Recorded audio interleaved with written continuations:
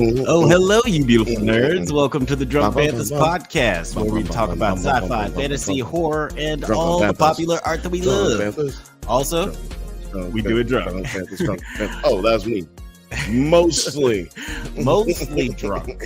Never mandatory, but always encouraged. I'm here as always with my co-host and brother Bill. How you doing? I'm doing pretty good.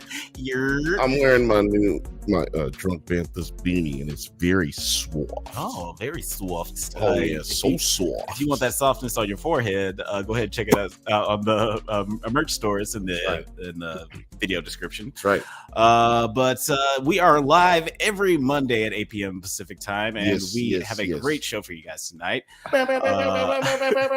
We are talking about FX Shogun. We're talking X-Men 97, and as always, we're talking shit. You know what I'm talking about, baby. But we're I personally a nerd who likes to talk with other nerds, so we're having our friends on as always. As always, Banthas all through and through. Banthas Unite. Producer T, what is going on, bro? Nothing. Just chilling. That income tax has come in, so as you can now both see if you're watching us and hear for our listeners, I got some new equipment. Producer T with the upgrade. Forge, how you doing? You spending that tax money? I will be once it comes in, but I like to do it the old school way where they actually mail me a check, because otherwise I will spend that shit immediately. So I like to wait it up a bit. I liked Bill when you were singing in the opening. Yeah, it reminded me a lot of How I Met Your Mother. Barney Stinson. That's awesome. They totally stole it from me. I just don't know why they won't give you the proper credit that you do. Yeah, I mean, look, let me tell you something. If I really, that was a joke. That was a bit. First of all, Nine says, "Let's go." I'm ready, right? Let's go. But that was a bit. But I really do feel like I've contributed a lot to society and Hollywood, and I have not gotten credit for it. Would you not agree? I would agree. You've seen it happen. Let us know in the comments, guys. Is Barney the white Bill? Let us know in the comments. I mean, Jesus tits. Yeah, that's you wouldn't have that without me. If you guys haven't watched True Blood, go check out Google True Blood Jesus tits. You'll find I don't know. Will that even pop up? was that provident? Andy Belford Jesus tits, that will pop up. Andy Belford Jesus tits. Yeah, that will pop up. Fucking thief. But before we get started with our topics today, I want to remind you guys to tune in to the Banthas Bunch live every Thursday night. Bantha Bunch. Hosted Banthas Bunch. Yeah, so, I like it. The spell check, it's just like I don't know what a bantha is. I know what banthas are because that's and what Alex is Ron Burgundy. I'm Ron Burgundy. Every Thursday night, hosted by your favorite cousin Bill. So definitely check that out. You guys are going to be talking about the new Rebel Moon sequel on Thursday. Rebel Moon. Well, just to be honest, it's like a show like Mr. Rogers' Neighborhood, but on streaming and also black. Right. So and no puppets. Not yet. I can't wait till we introduce those puppets, though. Yeah, we got it. I'm working on that. You just don't ruin and surprises. But puppets yet. Yeah, come through and hang out with us because we have friends like Producer T, Jeff, Nine, KirstYn, and Morgan's been on a couple times, and you never know who's going to pop up. You never know. I think we're gonna Marcus on. You know what? I'm trying to save it. Marcus was on. Yeah. I'm trying to save it because I have another guest that I'm trying to lock down. Secrets. Maybe it'll be next Thursday, not this Thursday. But come on and check in with us this Thursday. Maybe I'll release that information. Maybe I got that one locked in. Come in this Thursday and make your guests on who's going to be the guest next Thursday. That's right. Or make your guesses in the comments right now. Who cares? Yeah. Plan ahead for success. But also, Alex just put out a video today We just had a Does It Hold Up episode release on the Drunk Banthas channel. If you're watching wherever you're watching from right now or listening from right now, you can go over to the Drunk Banthas channel and check out the episode of Does It Hold Up with our homie Eric Martig, who I forgot to fucking tag in the goddamn Instagram video. I'm just remembering right now. Yeah, guys, definitely check out our conversation where we talk about 2008 Semi-Pro with actor Eric Martig. That was a super fun conversation. Yeah, in a celebration of the NBA playoffs kicking off. We decided we talk about a very silly movie.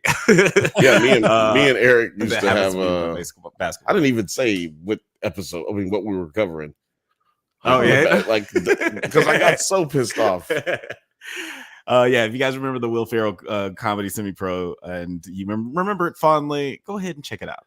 If you is don't, that the first comedy basketball movie? Because we got a lot of other comedy sports and we got a lot of other basketballs. It's not the first one. It is probably the second one. There's some, but the first one, I don't count Six Man. It's too much. I was about to say the Six Man. Too much of the heartstrings. No, that's a totally basketball movie. It's a drama. Yeah, but what did you call it? A comedy. Yes. It tugs at those heartstrings. I saw it as, it's just well written because it's the Wayne. Bill's just sitting there laughing at dead guys playing basketball. It's just a fundamentally silly at the premise. YMCA. First of all, we were at the YMCA. Oh, it was YMCA. Where did you go? Don't know if you went. It was. Remember we went Bill's to the just sitting there like, this is so much better than Field of Dreams. We went to the Dollar movie theater in. I ain't gonna say where because I don't care. And it's a church now though. Remember we went the same place we saw Honey, I Shrunk the Kids too. Okay, yeah. That place. That's where we saw it for the first time. Okay. Yeah. Y'all don't care about Honey, that. I Shrunk the Kids. Definitely a future Does It Hold Up episode. That movie is grossly underrated on Rotten Tomatoes. Was such a goat back. And it's just unfortunately he had some family tragedy, and the world got deprived of such a great comedic actor. Yeah. I want to live in the universe where I didn't happen to Rick Moranis and see where we were. I bet. Trump would have never became president. Yeah, that is not the darkest timeline of Rick Moranis. Darkest timeline. Yeah, in that timeline, Rick Moranis is still out. Richard Pryor's still alive. Yeah, and Chris Farley is sober and skinny. Right. Yeah, Chris Farley lost a bunch of weight, and he's the star of Shrek. Did you guys hear about that when he was almost Shrek? Yeah, I've heard the lines. They're out there. You can listen to that video of him recording his lines for Shrek. How? So crazy. That's so crazy. I guess maybe that's why he was the original choice. It was in development for a really long time. Bill, also remember, Shrek was completely finished before Michael Myers was like, nah, he should be Scottish, and made them re-record the entire fucking movie. A good decision. Shrek was finished. We should have one of so much sooner than we saw it. We should do some pre-recordings of what the fuck happened in this movie type shit. Yeah. But we can't call it that because that exists already.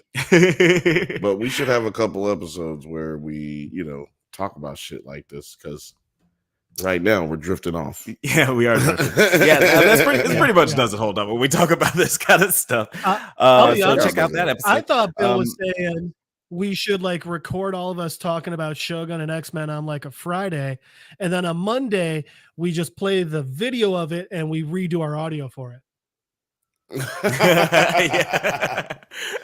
But in Scottish accents. Exactly. Just play the video of us talking without the sound and try to rematch it up with the ADR. Just try to say man, that sounds like so much work for just a terrible product. For just a really dumb game. Really great bit. Also, just real quick before we get into the subjects, I have to mention real quick my drunk analysis video for Doom Part 2 versus The Empire Strikes Back will be dropping on May 4th. So if you guys don't want to miss out on that fat, juicy, spicy content, please hit the like and subscribe button so you can get updates on new videos. And also, I also have to mention this. I'm starting a campaign for a new holiday. May 4th is Star Wars Day because May the 4th be with you. And I am campaigning for Dune Day, may thy ninth chip and shatter. May thy every time he says it, I just feel the blade dipping and shattering in my body. I don't know what. Oh, yes, there we go. May thy ninth chip and shatter. And guys, let us know in the comments how you feel about this, about Dune Day. Do you love it? Do you hate it? Do you wish I never made the joke? But if you're supporting it, if you guys can go on the website where you can create your own holiday and make Dune Day a real thing. Let's jot all over this bitch and make it so. But hold on. Oh, we got one thing to do. One thing left to do. We have to introduce, coming to the stage, ladies and gentlemen, it is KirstYn. Oh God, what's happening here? Hi, what up, fellas? What is Hola, up? Chica. What up? Welcome Loving back the to hair. the pod, man. Thank you. I'm so Yeah. excited to be here. I love you guys. Correct. Oh shit! Okay Doing the then. wrong people here. This is weird. Welcome back to the show. So excited to get into our topics tonight. And guys, if you don't remember KirstYn, it's been a while since she's been on here. But if you guys want to go check out a really great episode, It Doesn't Hold Up. She was on our Tammy and the T-Rex episode, and that was a whole lot of fun. You guys can check that out. Ridiculous movie. Please watch it if you've never seen it. Oh man. Oh, and also she was on one of my favorite episodes, the Lost Boys episode. The Lost Boys, yes, that's right. Michael. That was I still believe. Yeah, all you have to do is say Lost Boys and that song gets stuck in there. I'm telling you, if I'm ever at a film festival and he's playing the saxophone in those purple pants, I'm gonna die. Oh my god. This is it. I finally made it.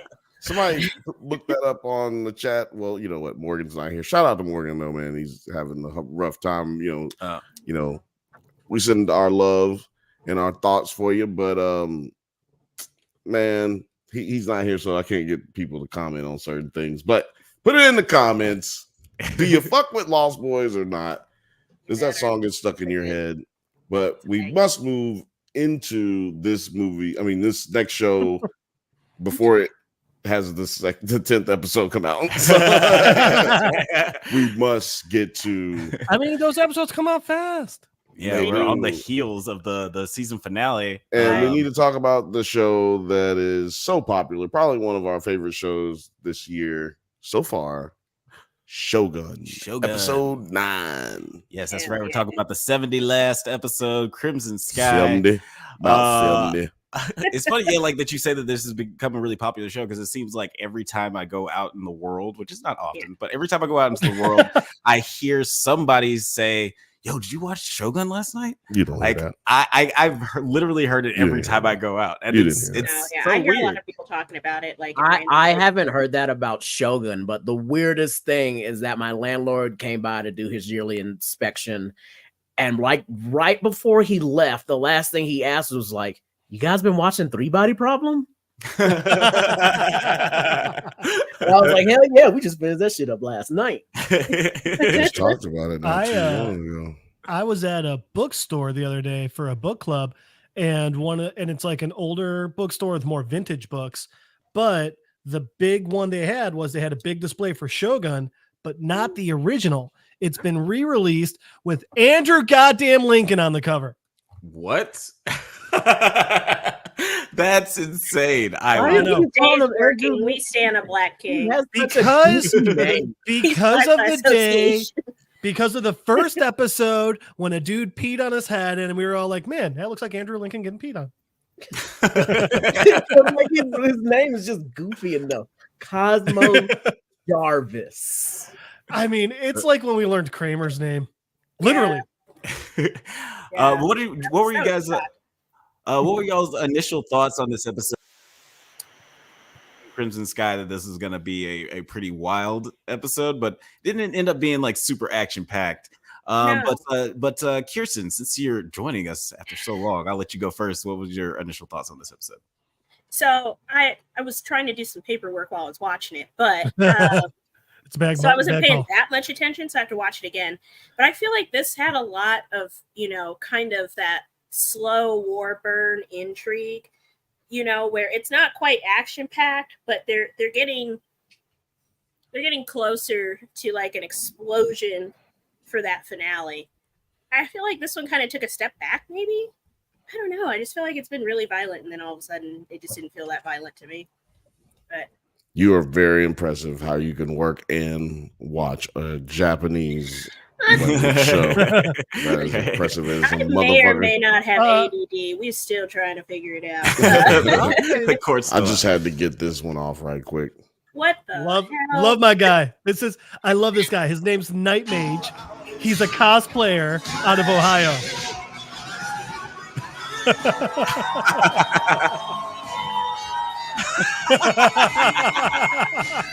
Yes. And he's a real great guy. All right. We gotta get him out of here. I gotta get him out of here. My new favorite cosplayer. He's hilarious. Did you have a favorite one before that? Yeah, that guy who's the red stormtrooper guy. Red. And he does a bunch of really cool charity work in Ohio. Like he's an Ohio player. Yep. Like he's an Ohio Central player. Yeah, but his day job still kind of sits with me wrong. Yeah. What's his He's a sheriff's deputy. He's a sheriff's deputy. Look, I'm not mad at any deputy. Shout out to the police, y'all. I'll say this. I've met him a couple times, and the nicest guy. Athela said in the chat, he's the final Ohio boss. Final round. What about you, Forge? What did you think of this episode? Was it violent enough for you, or did you appreciate the contemplative? These violent delights. I'll start by saying KirstYn's not the only one who watches this episode while she's working. I mean, also impressive. I was working. I don't know how y'all do that. I was working. It was last week during right after last week's episode. I'm working, I turn on this show, and then what was it, like an hour 4 minutes? I didn't work very good. Anyway. I know work very good. But no, I really like this episode. Unrelated, if anyone is hiring, holler at your boy. That's great. No, I thought it was a good episode. I liked how it was. The best way I can describe it is like a pot that's just boiling, and like it's got a lid on it, and you just see the little bits of water escaping, and you just hear the Well, that's a good analogy, yeah. And then at the end, the pot just boiled the fuck over. Yeah, I will say the end was. I was expecting it, but I wasn't. Right. I'm like, there's no fucking way. They're not gonna.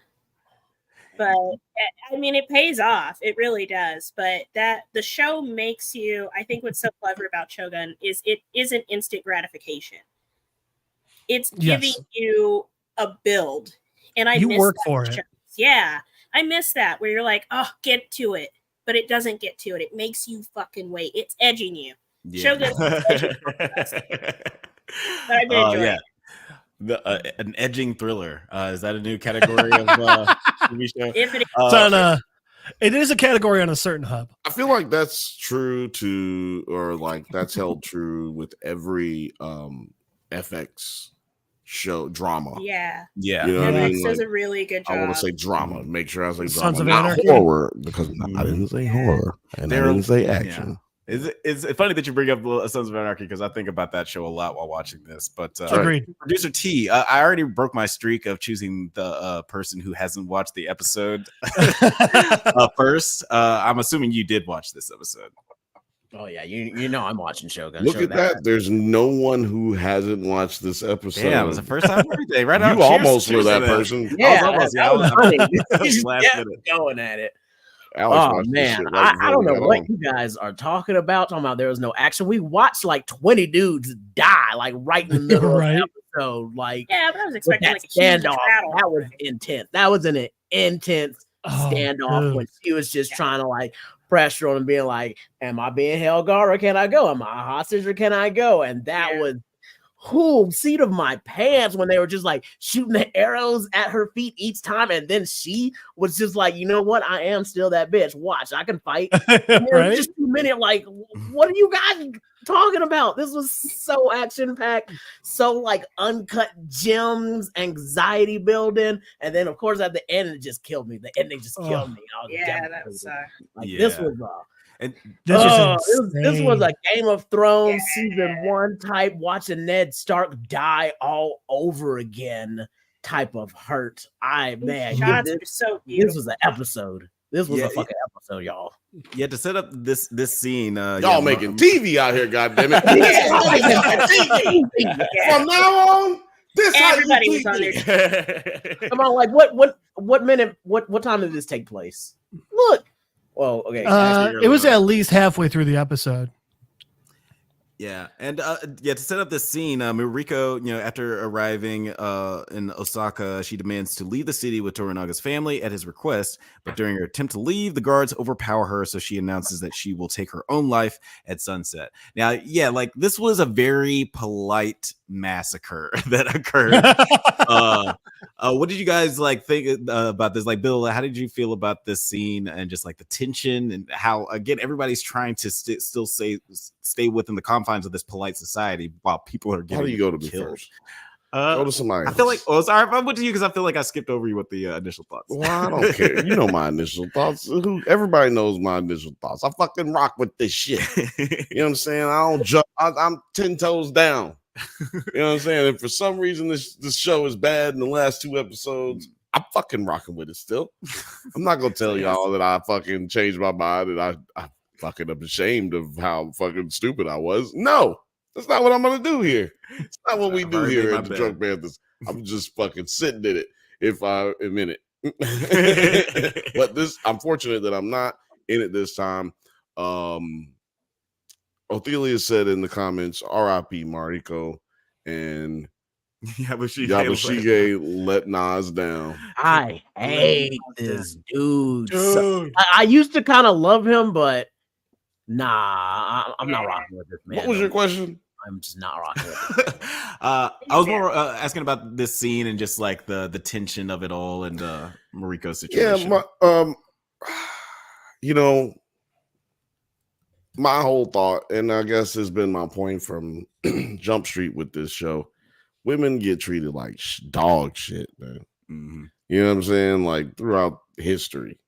But this is one of them. This whole show is showing you that, like, culture-wise in Japan, it was just goddamn difficult, right? It was just like impossible to live a regular life. Everything you do outside of your confines of your home is fake. And even really in your home, if you're rich or of status, then you got servants and shit everywhere. So really nothing's private. No, you don't get a home to yourself. And it's like, Jesus Christ. And your walls are paper. So or paper literally mache. paper thin.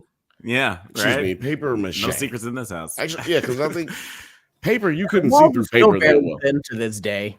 Just gotta put that out there that the walls are still very. You be hearing niggas slapping cheeks when you. No, but I live by like single old people, and when people not there, but I be hearing that old man sound like he's. I'll know when he dies. I'll hear that. Hell yeah. He's like, how about that? How about? So you do hear? Well, you don't hear cheek slapping because he's old. He's not slapping cheeks. If he was slapping cheeks, you definitely hear that. The momentum is down a lot. Yeah. If you know when he's gonna die, if you would know when he dies, then you would know when he's slapping cheeks. And that's the whole thing too. Like they just like I'm saying, like it's just a whole eye-opening, or maybe let's say revealing of how, I don't want to say fucked up their culture was, but how fucked up their culture was. You know what I'm saying? Yeah, like especially like we talked a little bit about. She can't leave, nigga. Yeah, she can't just go. She can't go. And then they won't. Anyone's free to leave. But then they won't just say. They won't just say, "Bitch, you can't go nowhere." Right. Like it's just these rules, political rules. It's like if you jumped into baseball. Somebody took an alien and put him in a baseball game. is so many fucking rules, and then there's so many unwritten rules. It's like, wait a minute, man, hold on, what the fuck y'all do all this shit for? Like, why is all of this shit even happening? Can y'all just do something else? Like, there's nobody gonna kill you for that, right? Like, you know.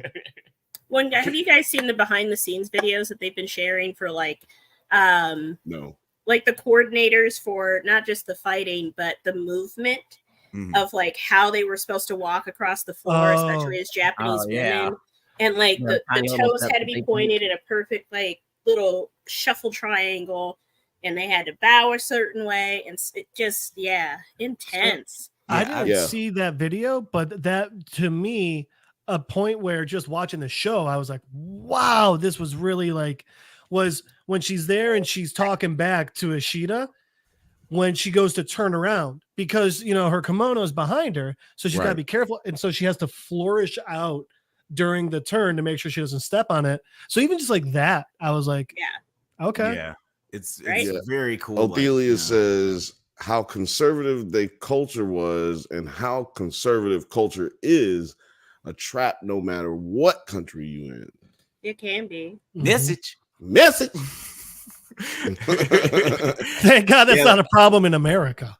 It doesn't matter what country you in, except America.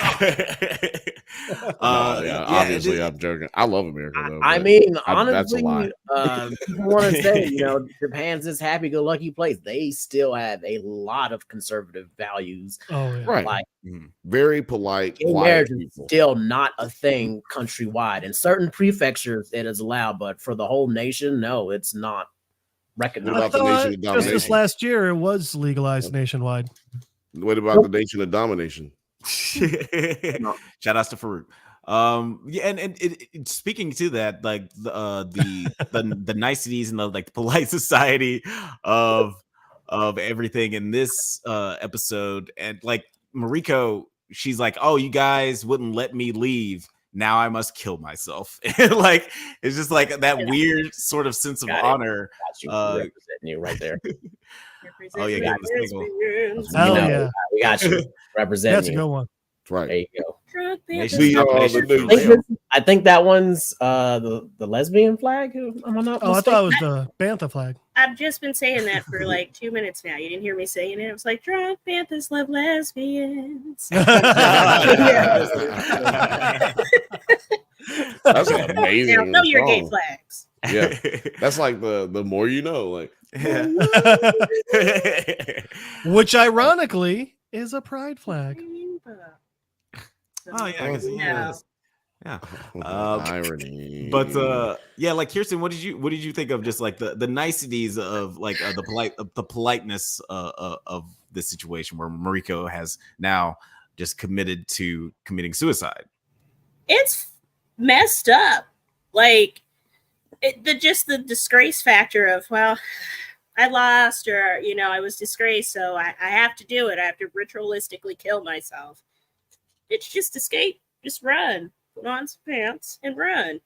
But I just think but she's such she's a character that's trapped within her role within society. So she doesn't have a way out, really. Her way out is she kills herself, or they do something absolutely heinous to her, and then her family and her name are disgraced for all of history, even more so than they would be with her just killing herself. So she's rocking a hard place no matter what she does. And she's trying to bump up with old boy, so... Right? It's like, can I have my cake and eat it too? Not trying after the end of that.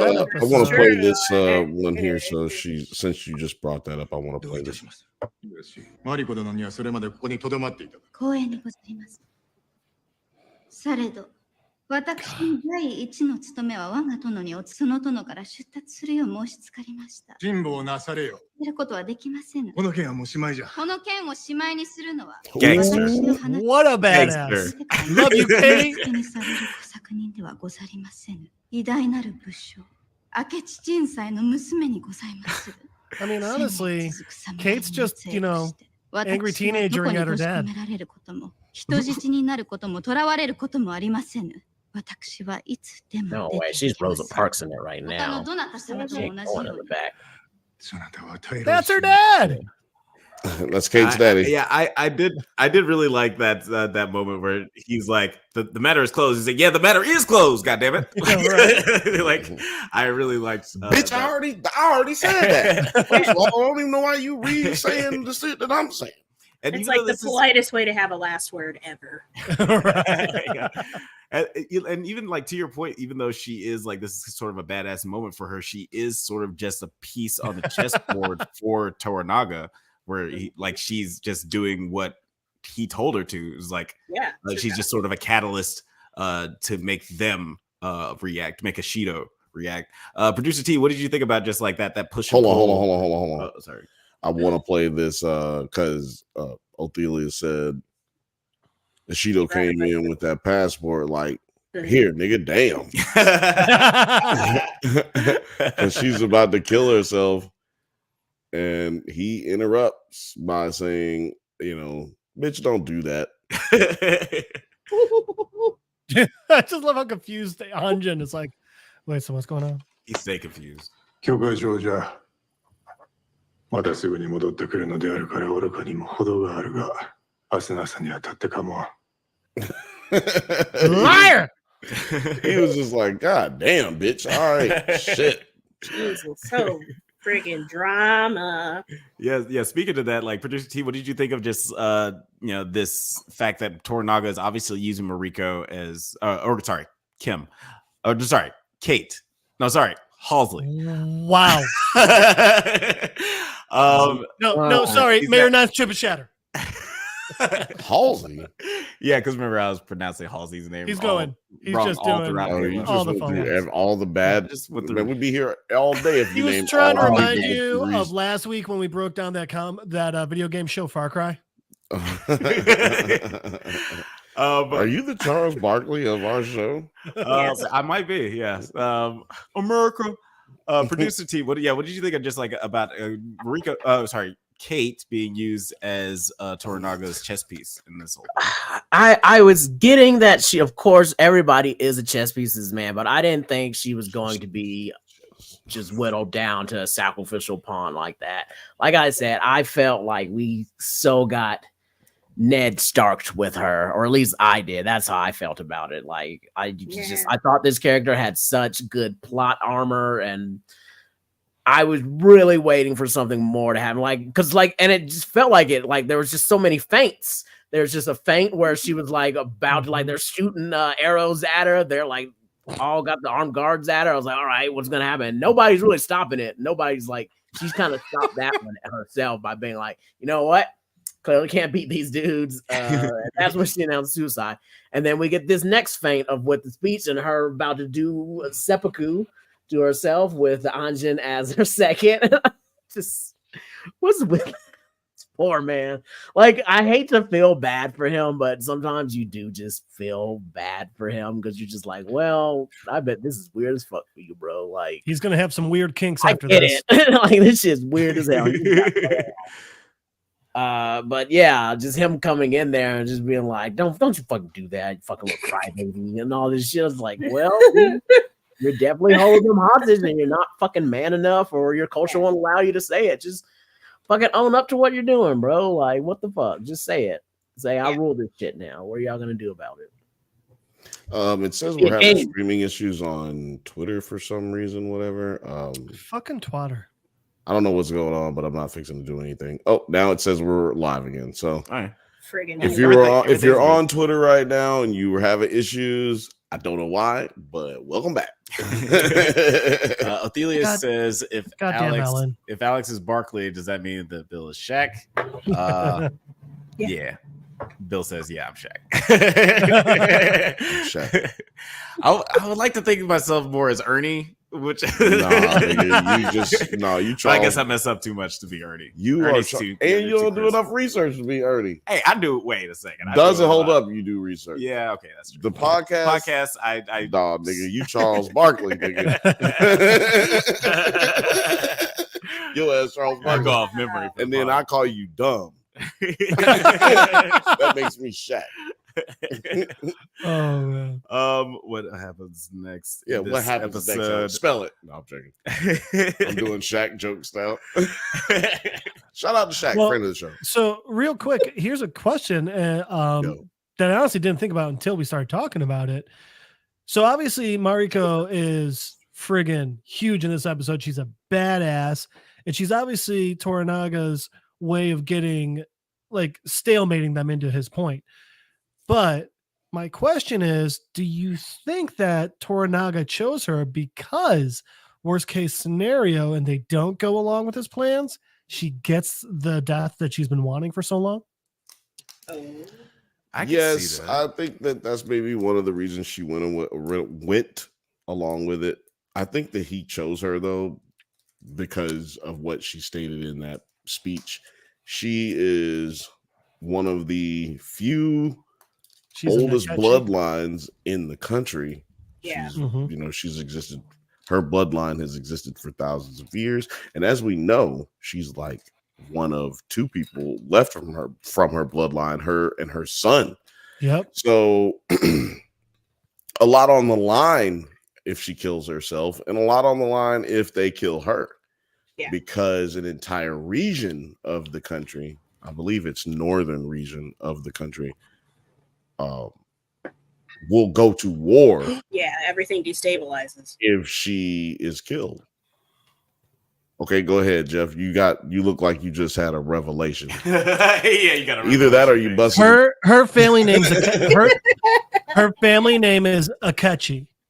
Right. Okay. The fucking Onimusha game. The main character is Samanosuke Akechi, and he kills the crazy Nobunaga. Motherfucker, it's the same goddamn story. It is. Oh wow, that's cool. Same story. That's an amazing revelation. That's an amazing revelation. That just happened. One more thing about the whole seppuku point. Yeah. What a fucking coward! The one dude who was supposed to second for her. Because the entire reason why he was supposed to second for her is because of the whole Christianity thing. Yeah. And he can, and at least back then, suicide is the only, like, you can't apologize, so it's a mortal sin. Right. Whereas you could kill her and you could apologize for it. Right. And you know what? And I get it. He's Christian for the money, but still, man, ooh. That funny enough, that was what drove me the craziest. Like, bro, you're gonna claim it, and then like this is the one point where you can like, man, this is fucked up, and at least I can do something. You know what? Right. To that point, that's what Blackwater. Yep. Blackstone. Black Falcon. Black Lightning. Right. My Black pants. Black Panther. Black Crocs. He said to him when he was introduced to him, he said I see you're Portuguese. Oh yeah, you so how far do your purse strings, whatever the fuck. Yeah, he's like, are you basically devoted to the money or God? Yeah, like I guess he said, how far does it go? Like, your religion only goes so far between your purse strings. So, nigga, tell me how much, nigga. What are you? How are you bought and paid for it? And that was before the whole standoff in the courtyard and everything. The part that pissed me off was Ishido was like, no. Yeah, it was yes, it was. Because then there was the courtyard, and then Mariko was like, hey, bro, Christian, I can't do it. Will you? And he's like, okay. And then Ishido was like, but then Ishido, because Ishido was like, no, you can't do that. If you do that, they get their out. And it's like, no, man, you either stand by this or you don't. Right. Like, again, I get that he's only Christian for the money, but that I don't know why that was the point that pissed me off the most about that guy. Well, that's my point about the culture. Like, just break it. First of all y'all do is pretend like you gonna do something, and then you fucking break all the rules anyway. Yeah. Like when the sun go down, nothing that we said matters. Right. Yeah. Well, God can't see you then, duh.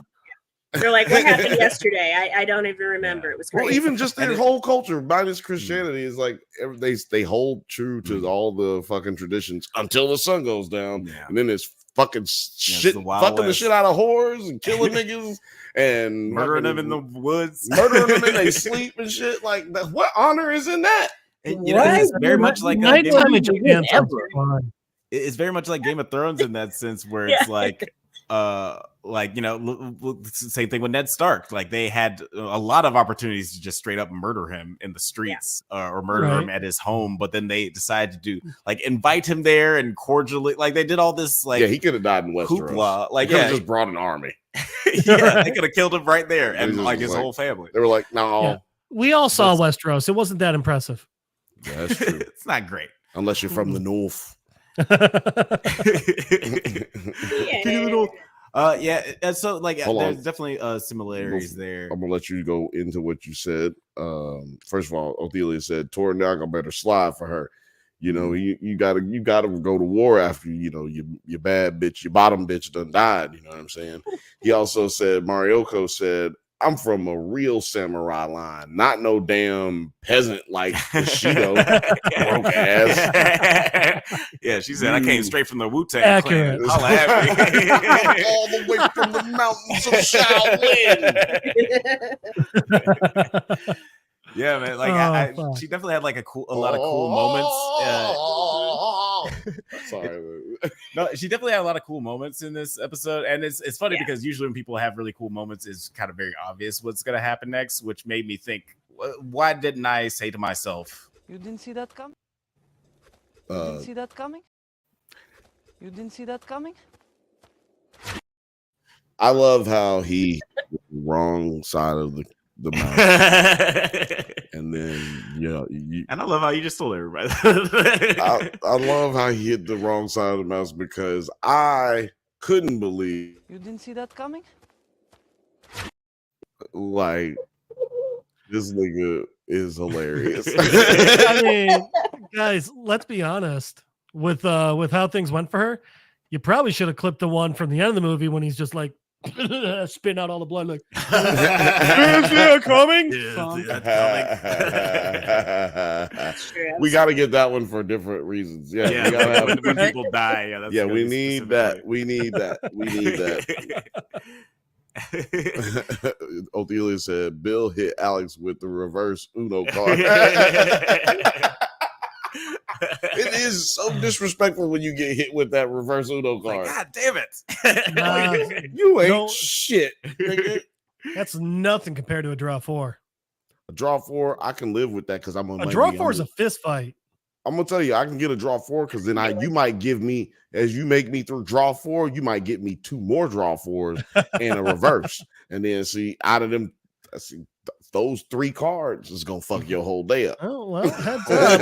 Bill plays Uno with people who don't know how to shuffle a fucking deck. Oh no, I play. Look, I am the Uno king. Maybe the cards are just with Bill. You don't know. Exactly. I just have great luck. I swear to God, I'm good. I'm great. I'm one with the cards. Whatever you say, Ladybug. But yeah, let's talk about the end of the episode. As we sort of alluded to, Yabushige. He allows an army of shinobi to infiltrate the castle. Blackthorn prevents them. Bitch. That son of a bitch. Yeah, he was kind of like the lovable turncoat for most of the episode, but you love him. But he's turned too many coats. He's done too much. He's done too much. He's shiesty. He's like, if we're gonna do Game of Thrones references, he's like Littlefinger. Yes. Where sometimes his shit's helpful, but he's not smart enough. No, but Littlefinger wasn't either. No, Littlefinger fucked stuff up. Littlefinger was only as smart as the person he was trying to manipulate. He never went after the people he couldn't go after. It's like I know what kind of fishing rod I got, and it ain't one that I can go get big whales with or sharks with. I gotta get the minnows. And then once I got the minnows, I can go get me some bass. Yeah. You know what I'm saying? I feel like I just feel like Littlefinger just kept being like, I don't have the button, but you didn't see that comment? You know what? Oh yeah. He's like Hercule. I don't. Hercule from Dragon Ball Z. Mr. Satan? He just kind of goes Mr. Satan. He just goes. What you mean Yabushige is? Yeah, Yabushige. Yeah. Agreed. I like that because he's goofy as a motherfucker. I think Yabushige is one of the most interesting, goofy ass niggas. And if you go back to episode 4 of the Drunk Banthas podcast every Monday at 8 p.m. Pacific time, you'll see me asking, "Is this coonery? is this coonery? Is this like Japanese cooning? I don't know." Yeah, he's a very step and fetch it kind of character. Step and fetch it ass nigga. Like, why is this nigga like so? All this sauce talking, I was just wondering. Sorry. That's the only that's as much step and fetching I was gonna do. That's the best voice Alex has ever done. I was gonna say, Alex, that was the best impersonation you've ever done. It's very sad that it comes from a cooning ass, racist ass. Yeah, right. Fucking, why is that the one? I don't know why that's the one that you're good with, but god damn it, that was amazing. I think that's just Alex. He hates women and different races. You know what? I hate women and black people. Women and diversity. With that being said, I gotta play this step and fetch it ass Japanese dude.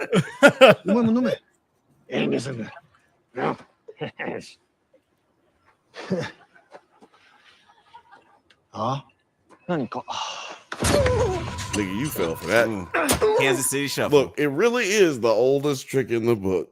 Yeah, it really is. Son of a bitch.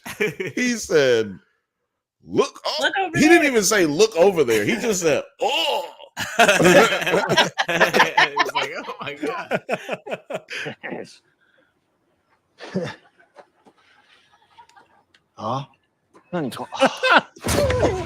Like, I'm not falling for that. I'm not falling for that. No. I just feel like I'm not falling for that. No, if you're already a tricky motherfucker, I'm not gonna turn my back on you.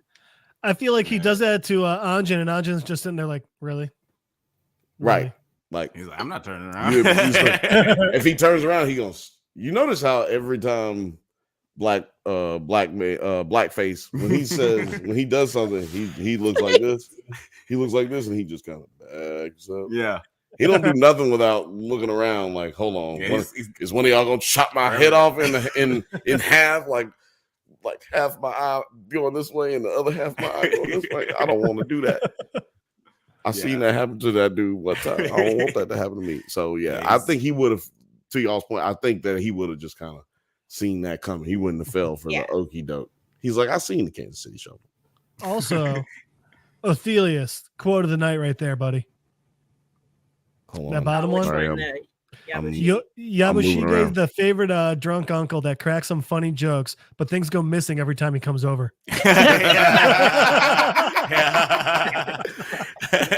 Yabushige is definitely doing a forest bump or two. Yes. Yabushige definitely. You come in there, all your Kool-Aid gone, and you ain't got. You had 3 cans of tuna, you got 1. Yes. Where's my iPad? I left my iPad over here. He's the uncle who at a family wedding, you're like, why are all the kids drunk? Yes. My family had a friend when I was growing up, and I would have been like, pretty much all my life until maybe a few years ago. But when I was a teenager, this bitch would come over and she would be like talking to my mom, and she'd be in the cabinets and the fridge and also the pantry, just loading up a couple of grocery bags. And she's like, oh, well, I don't have and she had this raspy voice. I don't have the money to go shopping this week. Like, what the fuck? That's what she's doing at your house. Look, I'm sorry. I just don't have the money to go shopping this week. Some people got Walmart. Some people got Kroger's. That bitch had KirstYn's. Yo, can I say something? The prices are always right at KirstYn's. Can I say something real quick? And this is like going to give you a segue. I mean, it's going to be a bad one, but I absolutely hate that the Venture Brothers did that Dr. Girlfriend with the deep voice before I thought about it. That shit is probably the most genius thing I've seen. Dr. Girlfriend, one of my favorite animated characters. Just the episode with Brock and the Monarch. Come on, man. Sometimes Brock's just in there like, come on, man. Like, they can do really good work with those scars. Did you check the armpit? Sometimes the scars. Yeah, exactly. Did you check the armpit? Yes. Oh man, what are you talking about? You know what? You know Damn, what? second good voice of the night. Oh, Alex does good. We both do good Venture Brothers. We could probably do like the whole Venture recreate Brothers. If everybody died and then they had to redo Venture Brothers, like we are right there, baby. We are right there. But I will subscribe to your Patreon if it's just you two voice dubbing the entire show. And I mean everything. Like explosions. I want to hear you guys like I want to hear it all. No, that would actually be really fucking hilarious. I was about to say, oh my god, we're gonna be covering the Venture Brothers movie on Thursday. Fuck yeah. Ooh. Oh yeah. On the Bantha Bunch show, 7 p.m. Pacific time. We're covering it. You just heard it here first. So that's Rebel Moon, and Venture Brothers movie. Do we have to be Rebel Moon on Thursday? I was going to say 5 minutes on Rebel Moon. You don't have to watch it. We're just going to talk shit about it. I watched it, so you don't have to. Always fun. Yeah. I watched it twice so I could be ready for Thursday, and I have to say the second go around doesn't make it any fucking better. Oh. No, it makes you feel like it makes you realize. Worse. Yeah, it makes you realize. Oh yeah, they didn't know what they was doing at all. But yeah, at the end of this episode, the show that we're actually talking about, amid the chaos, Blackthorn, Mariko, Yabushige, and Toranago's consorts lock themselves in a storehouse. But after the shinobi set up explosives to blow open the door, Kate willingly stands in front of the door to defy Ishido and is killed by the explosion. Producer T, you mentioned like you thought that Kate had some plot armor.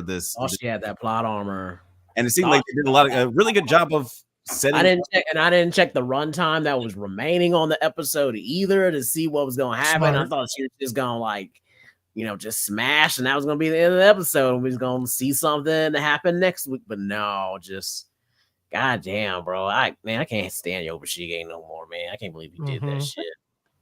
Yeah, it's super heartfelt. Like y'all think you think she might appear, but she's all bandaged up or something, or you think? Yeah, I'll be pissed. I kind of do think she's gone.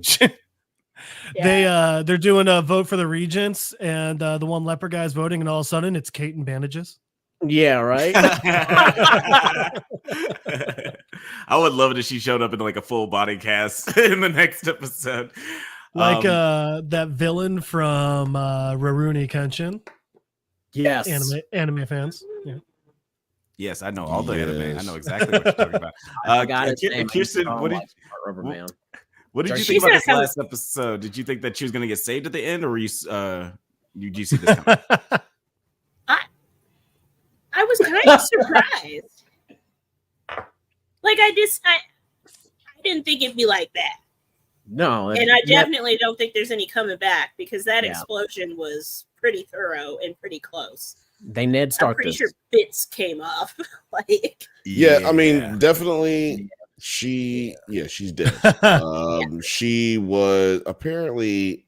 Well, you guys know this. There's a book of the things that we're talking about right now, and apparently she died called in the book Shogun. As well. Yeah, it actually happens to be the titular title is Shogun. And what was I about to say? Oh yeah, talk about the death. This death happens in the book, but apparently they changed a lot of things that led even a lot of people who read the book go, man, are they gonna kill her? Like she seems to be becoming like a plot armor character, like T mentioned, and they quickly make it known that no, that's not.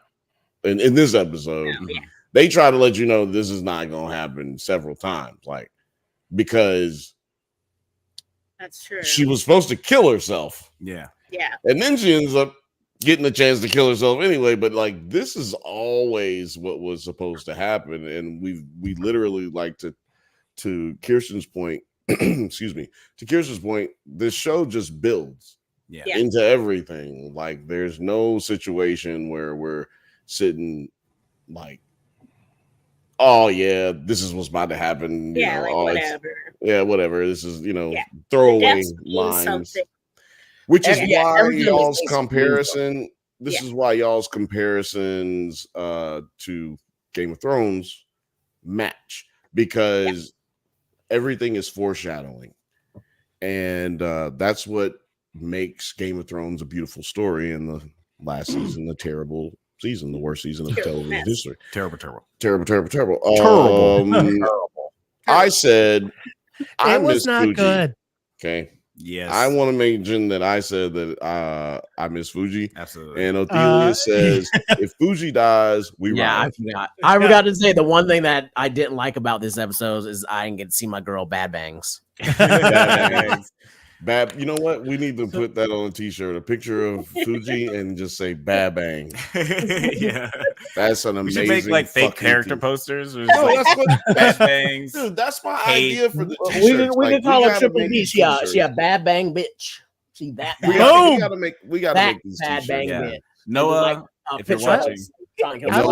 We can get Kirsten to help us make some shit, man. Yeah, hell yeah. These we can make these t-shirts. Yeah, man. let's give the guys. Let us know in the comments. Will you buy this? I already wrote it down.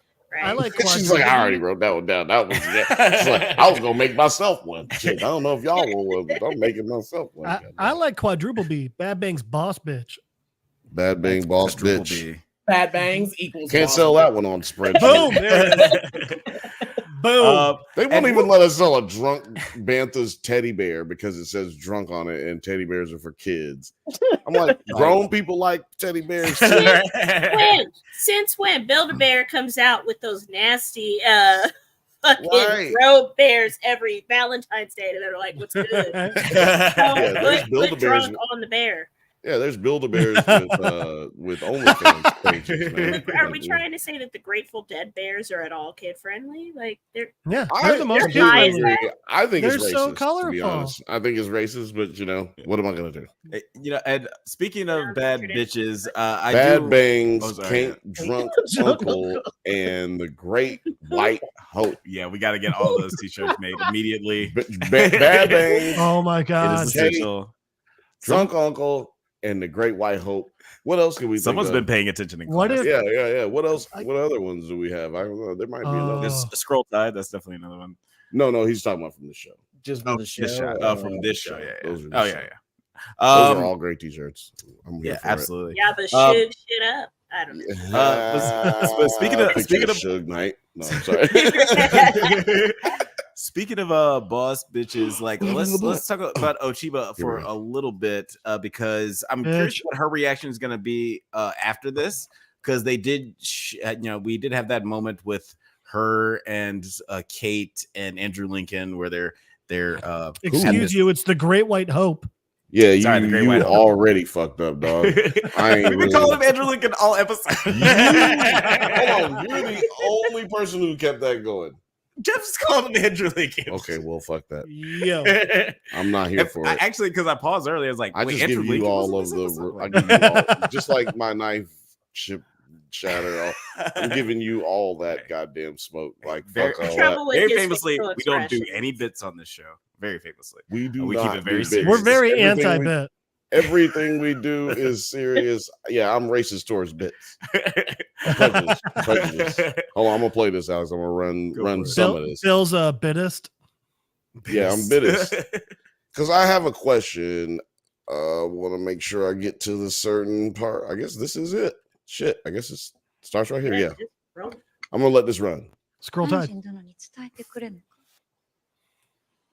我らがどのような間柄であったか、安心殿にも知ってもらいたい。Lovers. 幼い頃のマリコ殿は、Right. 何事にも卒がなかった。己の立場をわきまえ、いつ部屋を出れば咎められぬか心得ておった。まこと。I just want to point out that Jeff saying lovers is such a better way to just instead of saying gay.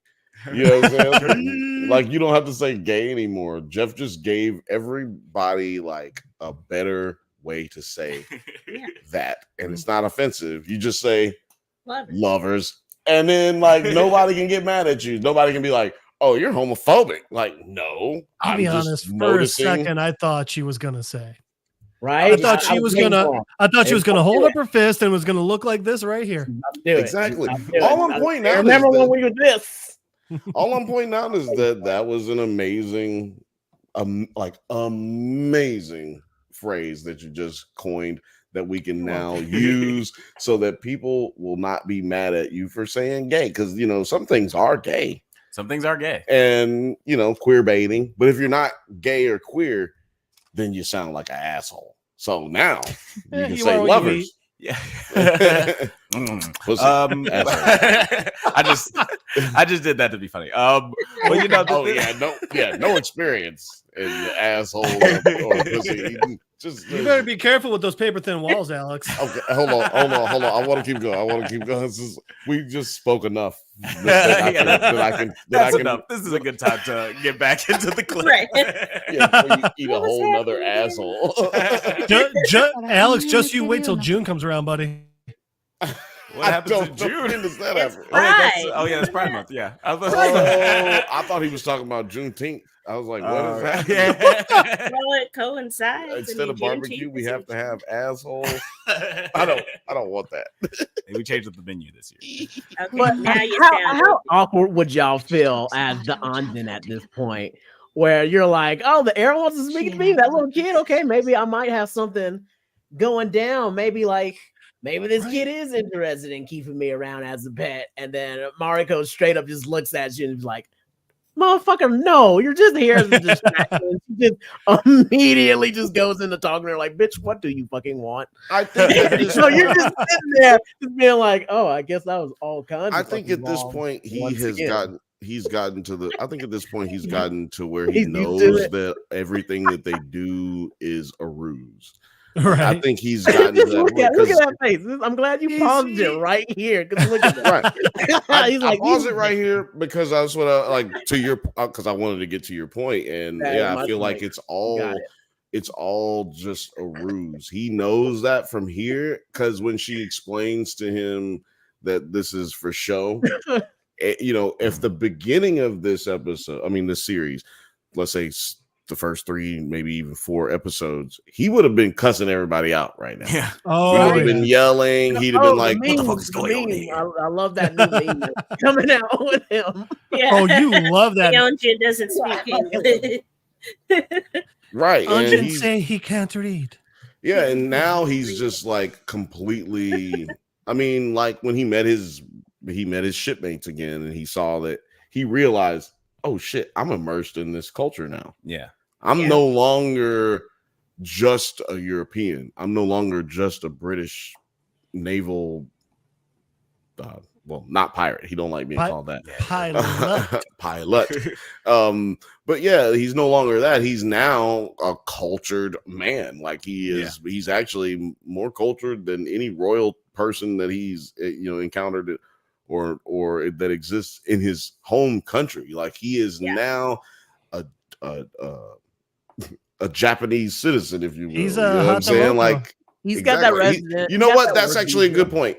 That he's more than just a citizen. He is a man of title and status in a country who takes their caste system seriously. Yeah, land. Weirdly, but seriously, yes. Weirdly, seriously. Seriously, merchants are lower than peasants. What the fuck? I just want to go back a little bit just to play a little bit of this moment because I have a question about this one moment here. 42. Rim shot. You can't say rim after talking about eating ass. I'm living in the past. That was forever ago. She talks about our childhood together. She and I grew up like sisters. されど、我らの父は敵同士。親の苦難を子が受け継ぎ、戦の嵐は我らの城にも吹き荒れた。じゃが、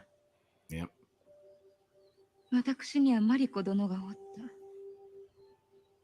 マリコ殿と過ごすことが私の喜びであった。されどそのマリコ殿は遠くへ行ってしまう。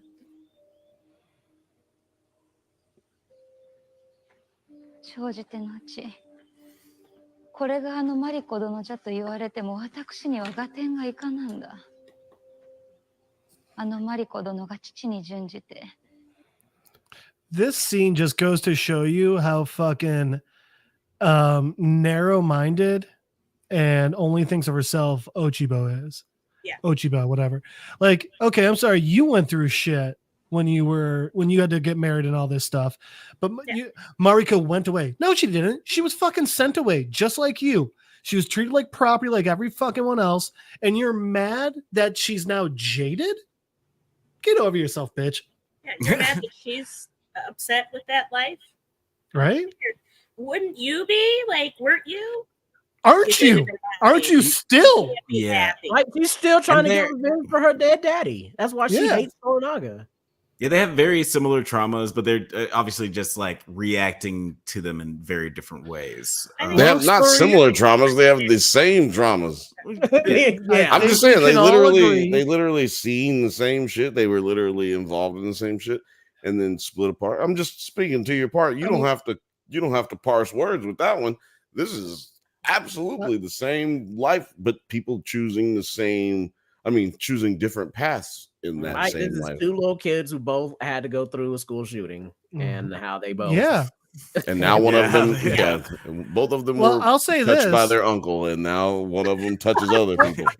It's weird. Well, but and look at the situation. Like in the situation, while still damaged, Mariko is still a better developed adult than Ochiba. I think the clear solution is Ochiba needs to bone a white dude. Yeah, to Thelius's point, give a white man some soy sauce once and he comes back wearing this. That wasn't what I meant by what I said, but it works well. It felt like a good segue, even though it didn't make sense. It didn't connect. But I did think. Oh, and Into Never said a pussy will change a man's life. That too is also true. Make you change your habits up. And speaking to this whole relationship. Hey, he wasn't fucking with Japanese until he got some Japanese. Until he got some panties from the Japanese. He wasn't feeling the Japan, but now he feels the Japan. Yeah. One of my favorite Chris Rock quotes is that if a man could fuck a girl in a cardboard box, he would buy a house. But I know that joke, but god damn it, it still hits though. It still hits. I'm curious how you guys feel about Chiba, because there's obviously a relationship between her and Kate. Kirsten, do you feel like there's going to be any a sort of reaction from her? Are you curious how she's going to react to her death? Oh, she's gonna fall the fuck apart. Yeah. As much as she tries to act very much, our friendship was important, but I guess you didn't hold up to that, and now I hate you. She's gonna fall apart. She's gonna become a blubbering, bitchy mess, more than she already kind of is, or she's gonna rise to the occasion and be helpful. Maybe. I doubt it. I just don't like her. I think she's kind of she's like one of those immature little, she's just jealous. Yeah, I feel like okay, so this is what I think is gonna happen. Lay it off. I think that y'all are right. She's gonna take it terribly, right? She's gonna be devastating for her. But I think what she's gonna do, because I don't think she would have been aware of this assassination attempt taking place.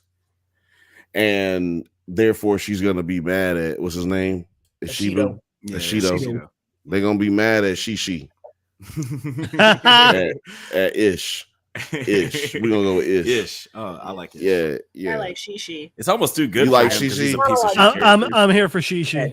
Okay, boy. The Shishis have it. We're gonna go with the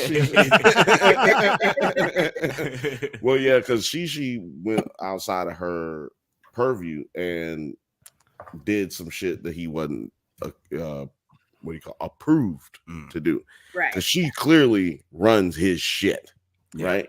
So I think that she's going to then take the excuse, Right, because like she wants to stop this shit. You can tell in her silent moments by herself when she's not looking. When people make those when people hit those notes for her, she definitely, you can see that she feels it, but she pushes on. She powers through, and I think this is going to be the end of her powering through, and it gives her an excuse to break the mold to say, "Hey, fuck you. Now I'm going to try to fuck you over, ish."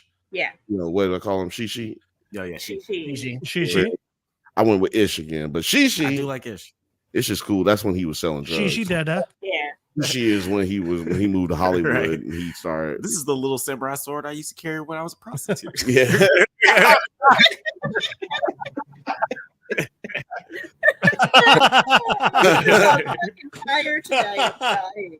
Oh yeah, we got jokes today. Yo, shout out to what's that girl's name? Shout out to that lady. I can't remember your name. I will do better, but shout out to the commenter who said, "Ooh, thank you, algorithm. What did I just slip up on?" Like when she came to the Drunk Banthas channel. That's right. Shout out to you, young lady. Yeah, the algorithm's been doing us favors and doing you guys favors. We had some new subscribers from the episode of Does It Hold Up? Right. So go do us a favor right now, the people who are watching. Go on over to Drunk Banthas channel and give us a like and subscribe. And go over to Nerds at Night and do the same. Oh, and Athelius just said Ish is a host on the Joe Budden podcast, so we can't use that nickname no more. It's taken. Copyright. That's right. Ish is on. I forgot Ish is on. Yes, she wins. I forgot that Ish is on the fucking Joe Budden podcast.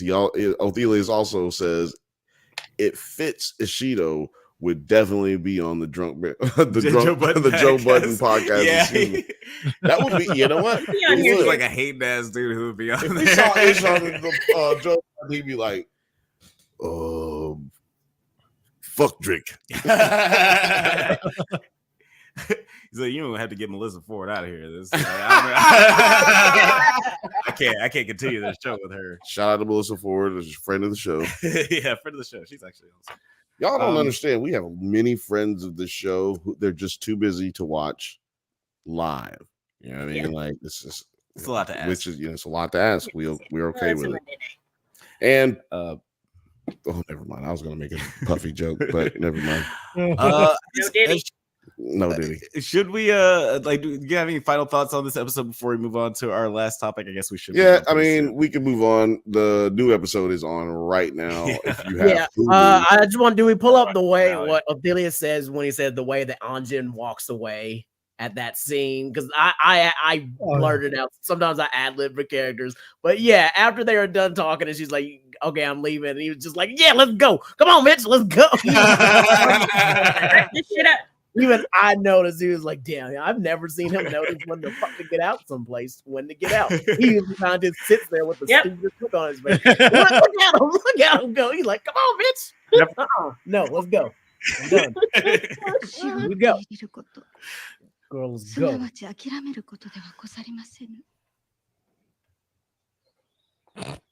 She looked terrified. Fucking bug eyes.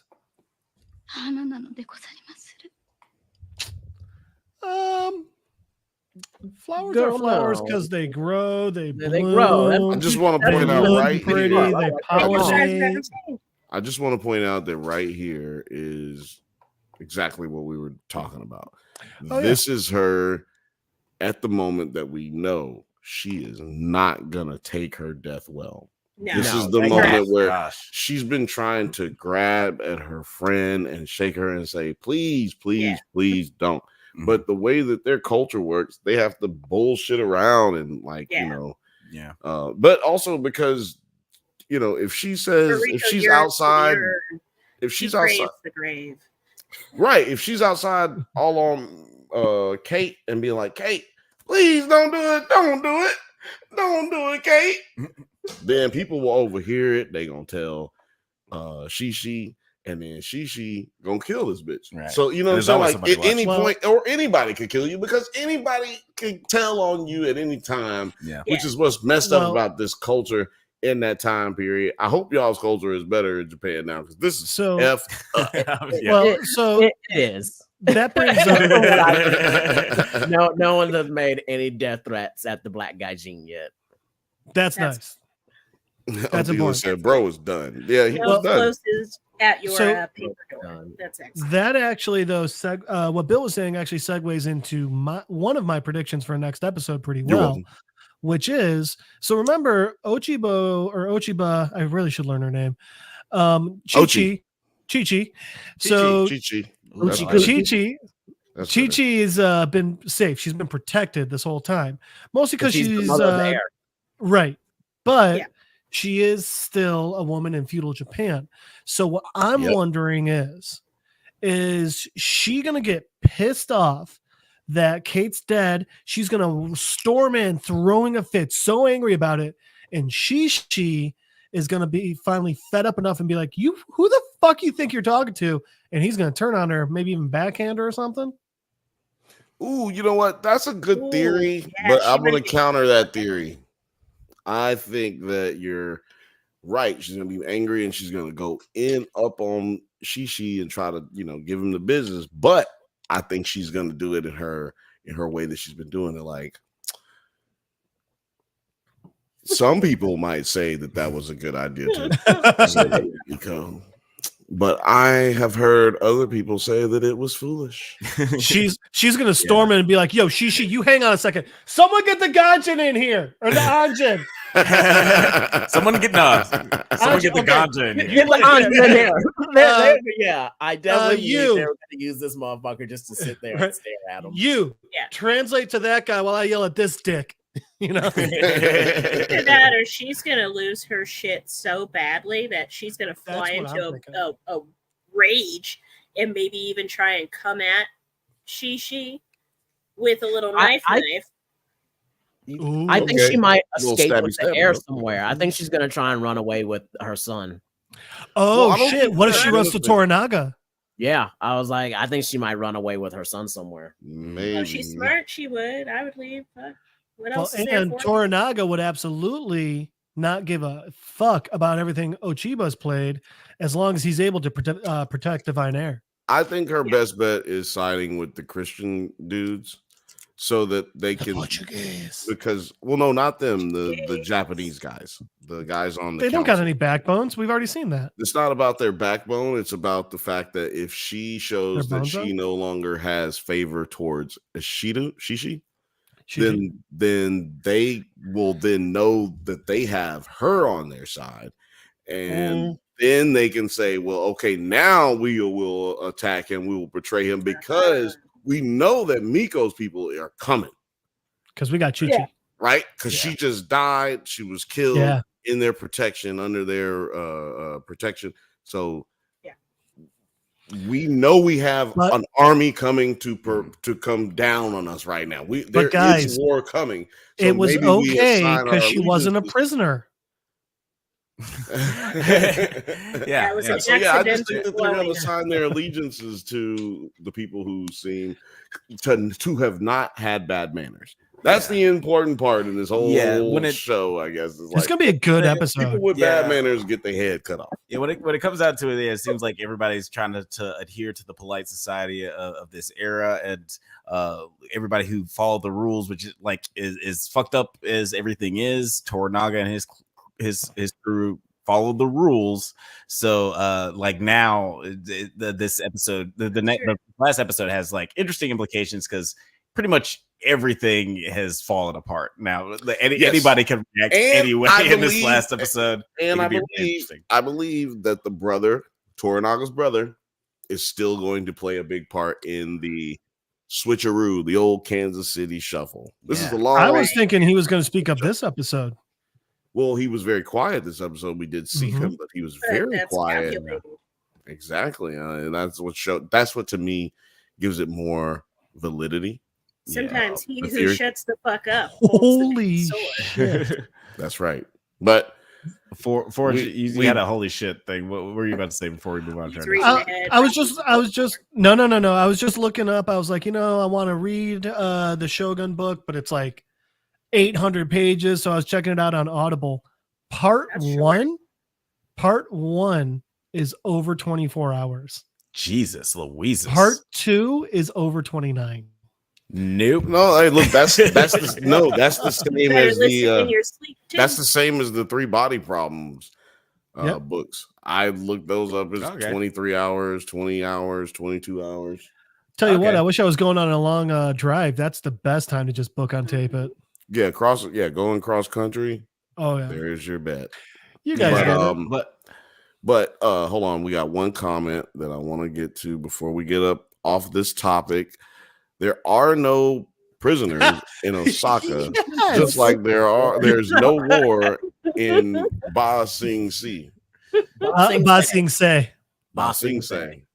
Ba Sing Se. Dude, I'll tell you what. That would be a good one. The Ba Sing Se wanted posters, but with Mariko, and it just says "not a prisoner." She's not a prisoner. That was my Arnold. Like, it's not a tool. It was amazing. Yeah, that's a prisoner. Yeah, it's not a prisoner. Stop it. That's who is your daddy? Wow, and who did he kill? Wow. That's my Arnold. Ow. That's flawless. Come on, heal me. Heal Shishi. We're gonna move on to our last topic of the night. We're talking X-Men 97 episode 6, Life Death Part D. I'm gonna try really hard to choose the wrong person first again. Kirsten, have you watched this episode? I haven't watched any of it. Fuck yes. Not the whole season because I'm behind on TV. Kirsten's sitting here like, no. This is amazing because you know what? I thought we weren't going to have anybody who didn't see anything today. I thought today, damn, it's over. The streak is over. We broke the streak. The streak was over. Not bad. The streak is over. That's what I was thinking. No, my bad's here. No. Because I thought that the streak was over, but because you know what happens? We have a pre-show meeting every once in a while, guys. Mm-hmm. We have everybody come in, we talk, we chat, we warm up, and everybody tells Alex which show they haven't seen, and he still calls on them first. Yeah, and the people who haven't seen it, warning: marijuana affects the memory. They're like, why does he do that? And I'm just letting y'all a little behind the scenes, yeah, this nigga's crazy, man. A little peek behind the curtain. So usually shows up last minute late to the meeting because he just finished dinner. Hey, you gotta do what you gotta do. Famously, we tonight was a good one. I almost didn't make it. Still flat. Pollo al carbon. Oh, Pollo Loco? What? It's chicken that you cook, and then you're supposed to do it over a charcoal grill to get that flavor. But since I didn't have one, at the last 5 minutes, I threw it under the broiler and got a good crisp on it. And then you make it into tacos, and it was awesome. Forge, stop flirting with me. But is Rogue's ass still flat? and you know what, Alex? Real sugar from actual fruit, no artificial sugars in this one.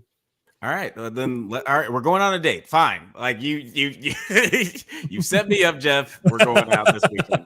You can cook me dinner. But tonight we're talking about X-Men 97, episode 6.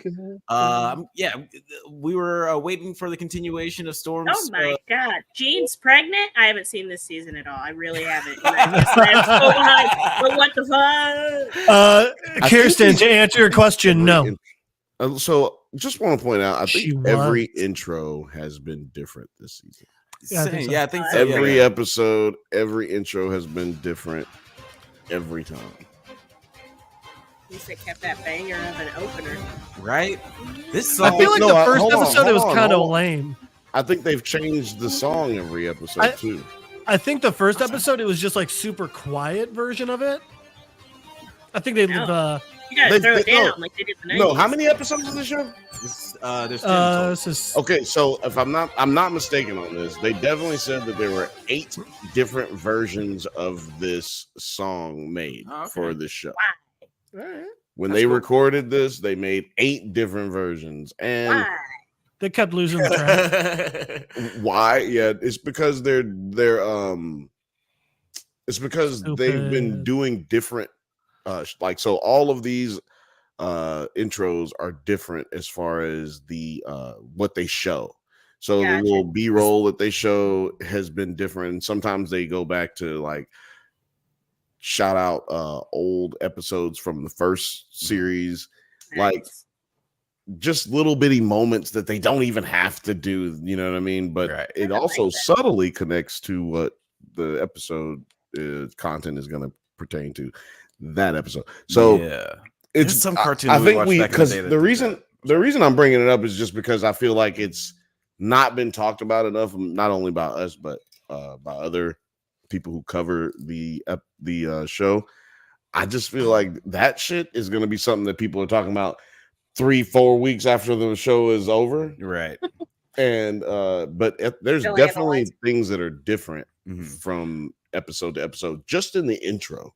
Yeah, I like it when shows do stuff like that. I think like Andor did a similar thing where they changed the intro music every episode. I think it's just a subtle subconscious way of getting you into the tone of the episode. Yeah. The issue is though, how many people actually know that? Because I skip the intro every time until today when I found out I shouldn't. You rude motherfucker. Right. Did you forget the theme song exists? I want to get into the show. I am excited. Fair enough. But every he time would win, Othelius. Hank Hill. Othelia said Hank Hill will fight Jeff. I ain't winning that fight. Motherfucker scrappy. That's because you don't have propane and propane accessories. I can't do a Hank Hill. I can just do boo. Like that's my Hank Hill impression. The closest I can get is just damn it, Bobby. Damn it, Bobby. And that's just because I had a buddy named Bobby in college. We have propane. You had a lot of practice. Propane accessories. And that's the only thing I can say. Yeah, propane and propane accessories. Producer T, what were your initial thoughts on this X-Men episode? And like, which storyline did you dig more? Were you digging more the Storm or the Professor X storyline? Well, I have to say that basically. Like I feel every week is that I've been waiting for all of this to complete, and then I was going to watch it all at once because so every single week I'm on this show because we're usually just talking about Shogun and Invincible, but no.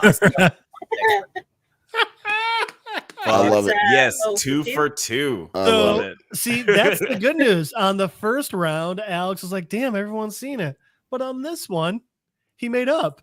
Make it up for lost time. Ophelia said in the chat, every Southerner has at least one good wah in them. You sounded like Wario in that one.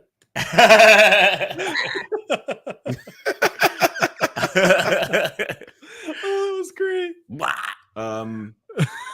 now, what is that sound? What are we talking about? I don't know. It's hard to phonetically pronounce. I don't know exactly what noise I made earlier. The Hank Hill like. Oh yeah, boo. Yeah, that's okay. Yeah, that's a good point. Yeah, you can't read. No, sorry, I was pronouncing it wrong. I'm joking. I missed the accent marks. But Forge. Anytime to be able to tell us you can't read. All right, damn. I am Shaq. Holy shit! What they doing? What they doing? San Antonio truck? Hey, them churros. Sorry, that was loud. Forge, you watched this episode, right? Mm-hmm. Okay, cool, awesome. What did you think of this episode? I think it would have made more sense to. I don't know, because like. I feel like if you had just done the Storm story as just one episode, it would have flowed a bit better, but it would have been a boring fucking episode. I felt her half of this episode was boring. I mean, don't get me wrong, I love it when she got her powers back. And I love that they went back to that dope black costume, but like still like eh. And then the Professor X storyline. Motherfucker, the entire time I'm like, aren't you use your fucking mutant powers? You sad sack of shit. I love that he even said, "Oh shit, I forgot." Yeah, but also, he been getting that Shi'ar pussy. Right? Motherfucker done forgot every goddamn thing. But I'll tell you this. Correct me if I'm wrong, but I think Bill predicted both parts of the episode. Both Storm just being like, you just have to believe, and Professor X being alive. Yeah. And well, you're welcome. Yeah, like it is funny, like how he kind of predicted both. With Professor X, like they left it kind of ambiguous, where he was basically going to space to get medical treatment. So we kind of assumed that he was alive, but for whatever reason, everybody on Earth was just acting like he was dead. So we are just led to assume, like, is he dead? Well, he technically died. They were acting there. like they did the autopsy and fucking cremated the dude. Like they were like, yeah, dude, I got his ashes back in my dining cabinet. You know, very true, very true. It was unnecessary for them to do that, but I think that they did it because he's such a big part of what makes the X-Men the X-Men. Mm-hmm. And when they try and kill him in every iteration, they're like, it's been, a couple of movies or a couple episodes. I think we should kill Professor X. And it's been a while. Yeah, it's been a while. Yeah, they could probably you could probably make a top 10 YouTube video on like how many times, like the top 10 times Charles Xavier came back from the dead. Coma, beat the fuck tell you up. What, someone's gonna be pissed when they see Cyclops do it. What? Come back from the dead? No, kill Professor X. Oh, when did that? Well, it won't be happening in this show. When he gets the Phoenix Force, he can't control it. He can't control himself. Oh, damn. He goes crazy, and he murders the bad news shit out of him. And then are you really still halfway through that comic? Or you just I really am. I haven't picked it up in a while. So you just spoiled that whole thing for Alex right now. So this one is Avengers versus X-Men, and in it, the X-Men are like, "Oh, we got the perfect house for the Phoenix. It'll go fine this time." And the Avengers are like, "Oh, no, we're gonna kill the Phoenix Force," which that's a thing. And they can't, because you can't kill the Phoenix Force, and then they accidentally split it into 5. Yeah, goes into 5 mutants. Pretty rad story. They're not the best at controlling it, and Cyclops, shockingly, is a bad leader.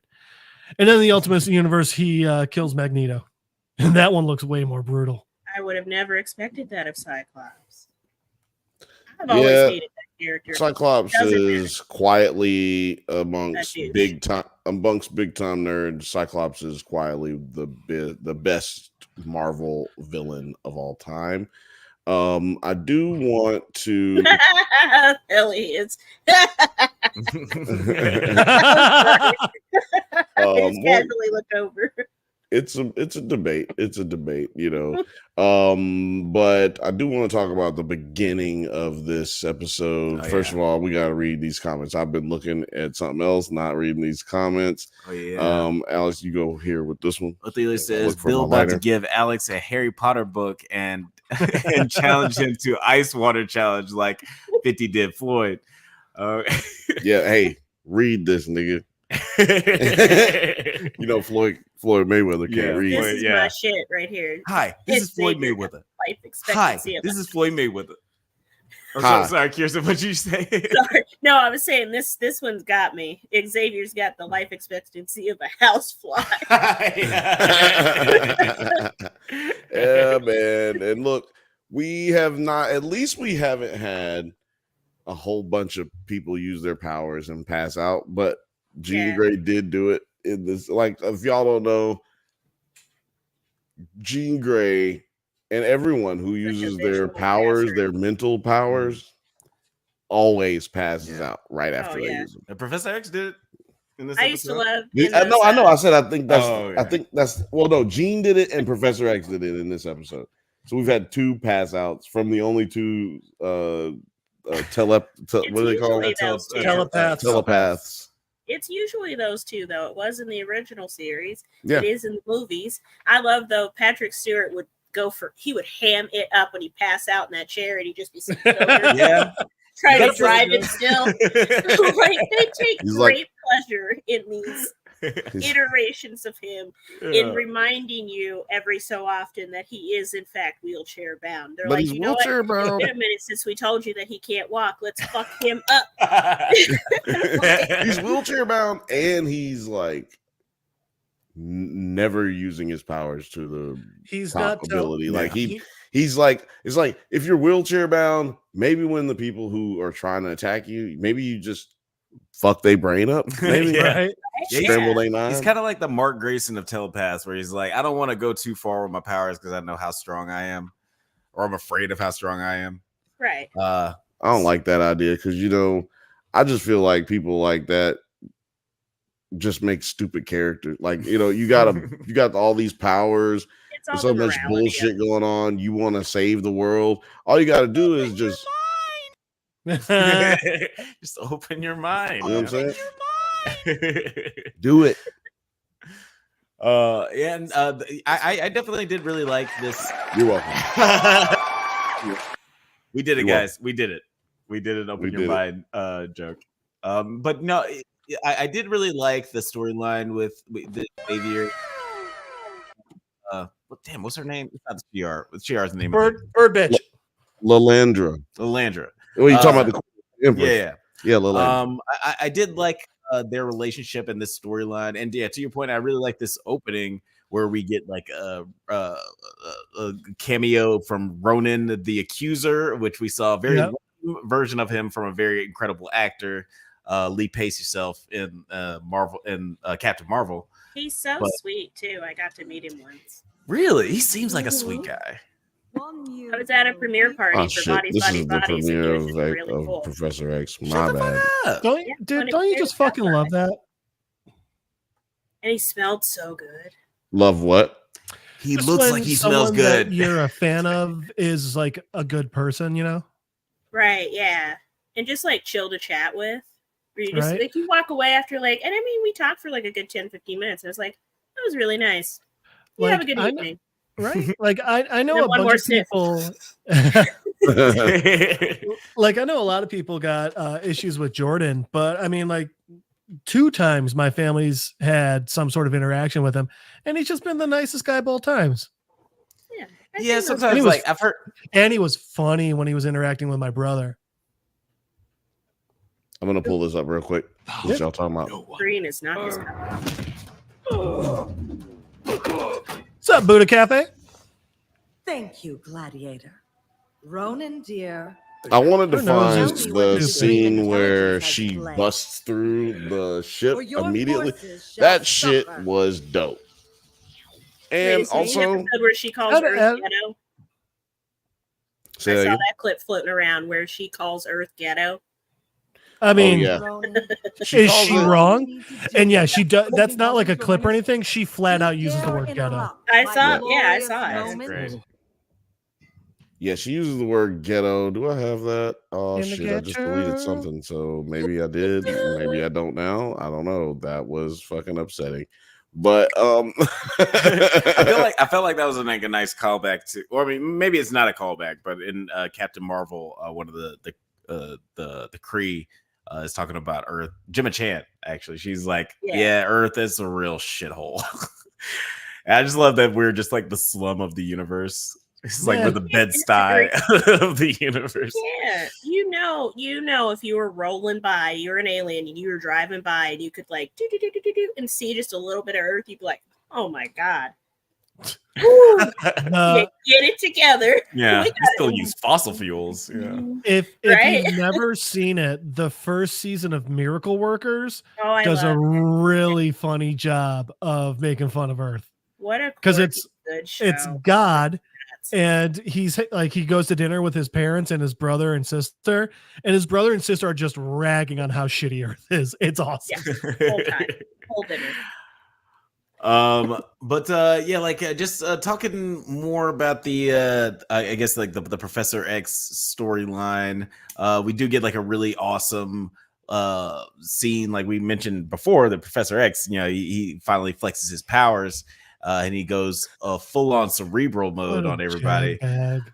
I thought this is a pretty cute. That must be the one I got rid of. I also that scene though, like when he loses it at the end, it makes no sense. It's not like he was connecting with anyone at Earth. It's not like there was a flare of activity from Earth or anything. Also, bro, your weapon is your mind. How are you this unfocused? Open your mind. Right? It felt like one of those moments. I forget what Star Wars movie it was. No, it was a Force Awakens where somebody was like, after they blew up a bunch of planets, somebody was like, oh, I felt like I felt a whole bunch of lives extinguishing all at once. What up? Literally a New Hope. Oh, it's a New Hope. Yeah, sorry. Yeah, Obi-Wan. They're very similar. People cried out at once. Yeah. Buddha Cafe is like, sup, y'all. To which Chewie responds, sup, y'all. that is true. He does say that. Yeah. Direct quote. Shout out to Buddha Cafe. I hope you're smoking something good, Buddha. But it didn't even feel like one of the like that Obi-Wan moment in A New Hope where like he's like so connected to his X-Men that he feels that death. But like I don't know how did you feel about that, Forge? Like, I thought it was dumb. I thought it was like, come on, like you're literally. They've pointed out several times you are past a black hole away from them. So like what? You're psychic energying through the black hole or wormhole or whatever. That was already like, all right, come on. Second, again, dude, your mind. You're the master of. You're the master of the mental mutations, and like you lose your focus that quickly. Also, I had an issue with what was the other part? There was another part I was thinking of that I've lost. I'll come back to. Well, no, let me play this clip and then you can maybe it will refresh your memory. Oh no, I remembered it. Arrest this treacherous vulture and any who dare to stand with him. No, I'm gonna go ahead of that. Actually, I want to start right with session. Yeah, I want to start with this goofy ass line. Class is now in session. What? So corny. He also took the time to be like, I'm going to mentally show me eating an apple. I think that it's one of those situations where he was like, bitch off. he just did her like that. Like, he did all of them like, you know what? God damn it. Shut the fuck up. Everybody. Well, I bet not hear nobody say nothing else or it's demerits. So the other parts were that I had issues with the Professor X. I knew you. I would get your memory back. You did. The whole like, hey, you, it's cool. You can marry our queen. It's dope. You need to give up every memory you've ever had, which at that point, that's death. If you don't remember anything of your past life, you're not you anymore. Right. Oh, like, it's just a little. Bad. No, you're fine. You're fine. It's a little ridiculous that he's like, okay, I'll do that. I mean, like, man, I don't know how birds have cloacas. It can't be that good. Even outside of the whole, okay, I'll do that thing. It's just like, how long do you expect that to last? Yeah. I mean, what he will have many questions. Pet stores anymore after that comment. It's like you will. Don't even get me started on ducks, Kirsten. Kirsten's face. It's a corkscrew, and it falls off every year. But it's that's I did not know that last part. Yep. Bill, please say what you were about to say. Dick. I was just about to make something on the female ducks. Fuck that. Well, they got who cares? No, they got corkscrew vagines. Othelia says Charles Xavier really put them in a class. He's every annoying white teacher in the 90s after they watched Dangerous Minds and stand and deliver. I would love it. I would love it if he like turned the chair around and like sat on it backwards. Okay, guys, let's rap. He just took the helmet and put it backwards and sat down. Turn the cerebral helmet back. Just turn it to the side. John, hey man, I want to play a little bit of this what you call it? Classes in session. Classes in session. Actually, I'm leaving Othelius's comment up while I do this because it's that funny, right? It's that funny. It's a great reference. Oh God, that's just creepy. What is this? What have you done? Gladiator, please raise your hand if you have a question. Dick. Shut up, immortal. Straight dick. Straight up. Now, first off, right then, like, hey, Gladiator, you ain't shit now. This is where I run shit now. Okay, you see the space? By the way, I remember his voice sounding like that in the originals. KirstYn, it's a different voice. Did you watch Invincible? Different guy. Not KirstYn. Did you watch Invincible? Not the last couple episodes. Doesn't matter. That's Rudy and the Immortal. No. Really? Yeah. Nice. He chose that voice for Professor X. Why though? It seems like he's trying to do like sort of an impression of the. He's not. Animated series. I don't think he is. It sounds fucking weird. He's like, oh. It just sounds very weird. I mean, he's just different. He's just a different person. That's why it sounds different. Yeah. Both Elia said they just wake up in the void, and all of a sudden, Gangsta's Paradise starts playing. Buddha Cafe says, "Did you guys talk about or watch Deadpool and Wolverine yet?" I did. No, that movie doesn't come out until July. I'm not. He's talking about the trailer. I'm not watching that. We had an. I'm not watching that second trailer. On whether or not we could talk about it because we can't watch the trailers. I was gonna do a bit where Alex puts his headphones on. That. No, I was gonna do a bit where everybody puts their headphones on, but like disconnects the thing and just listens to something else while we're talking about it. But I mean, if y'all don't want to do that, we can do that on Thursday. Yeah, by the way, we'll do it on Thursday. I famously do not watch trailers. By the way, really quick, movie trailers suck video on the Drunk Banthas channel and see why I don't like them. And it's also a nice education on just like the history of movie trailers. If you want to check that out, I think we should watch the trailer without everybody else watching. For me. Oh yeah. He said the movie Us ruined movie trailers for him. That's fair. The movie Us fucking trailer has the big twist. The first trailer. Yeah. Trailers suck. I mean, watch my video so you can see why they suck. No. But real quick, back to X-Men. Actually, back to X-Men. Othelius's last comment. But Professor X would fuck up and accidentally play Amish Paradise. I'll go medieval on your hiney. I'm gonna go back into this a little bit. Yeah, this is an interesting little scene. Abilities to draw us into the astral plane. Now pay attention. It is time for today's lesson. Oh, Let's fuck talk off. about power. Draws its demerits. Raise your hand. Demerits. Shut your ass up, bitch. He said, "Cut that bitch off." He said, "What your ass say?" I love that. She clearly took a bite out of the apple too. Yeah, hey, she hungry, man. Look, actually, right? There's not a lot of food in the void. She didn't have lunch before she came there, and now she's like, "God damn, this nigga got me in class."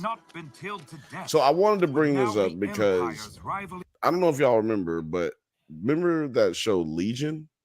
Yeah, I love Legion. They did show this, or movie? The show. They did this in Legion, the TV show. I dropped the block. It was an FX show that actually focused on Professor X's son. Yeah, his the strongest mutant ever. Yeah. Mm-hmm. Yes, I'm gonna try to bring it up right now because the clip is actually awesome. Somebody else can talk. Daniel Heller. Well, okay. So my last issue with the Professor S-ness, Stevens, is at the end there, like he's upset. He sees Gambit and he's like, Gambit, and it's like, okay, and I get that, and Gambit's dope, and he's one of your X-Men, but your best friend also died in that, and you didn't see him. The psychic trauma is so bad but you don't see your best friend, you see Gambit. That just seemed like a bad choice. I did think that was weird. Yeah. No, I'm gonna tell you, I didn't think that was weird, and I also think that this is happening when Genosha gets attacked, and I think that explains. I think it still makes sense. It's Magneto then. No, well, Magneto ain't his kid. Gambit is like his kid. That's like his child. You know what I'm saying? Like he's his surrogate father because I could see if it was one of the original X-Men, but Gambit, all of his X-Men hold that closeness to him, and especially Gambit's literally the redheaded stepchild. No, he treats himself like that, but he's not actually that. Gambit's surrogate father is Magneto, is Professor X, because we've seen where Gambit comes from in the previous season, seasons, and we also seen it in the comics. Like he didn't have a great life until he got with the X-Men, and that's why he sometimes seems adrift or aloof, but he always does what Professor X asks of him. I want to. So I've shown you this little. That was a complicated sentence, dude. Right? I've shown you this little chalkboard thing here. I want to go to the literal heads of cabbage. This one. This show didn't get the respect it deserved. Did not. Yeah. Another FX show. Another FX show. I had a dad and a mom, I guess. And if Lenny knew him, then he was probably a mutant like me. Psychic, I'm guessing. And this thing, the monster, was how many people his enemy. Watched the show and had no idea that it had to do with X-Men. I think a lot. A lot of people, because they couldn't say X-Men. This was the most X-Men-y scene of the whole show. Where it actually explains that he is of Charles Xavier's family. Which I have a fact about one of the actors from Legion. Lay it on us. So Harry Lloyd, who played Charles Xavier in Legion for 3 episodes, was also Viserys in Game of Thrones season 1, Daenerys' abusive older brother. And he was also in Brave New World, which was an interesting attempt at a show. But I don't remember seeing Professor Xavier in Legion. You kind of see him, but you kind of don't. Like he's very. I mean, I just don't remember. It's been like. Is it kind of like Smallville? You kind of see the Superman costume, but you really don't. Yeah, he's there, but he's not there. It's almost like you're not sure if he's real. It's like kind Josh of like Pence. Legion's supposed to make you feel like you're Legion. Right. Yes, exactly. Yeah. It's like Josh Pence. The first time he shows up. Yeah. Sorry, I didn't mean to cut off. It's okay. Only gender swap in comics.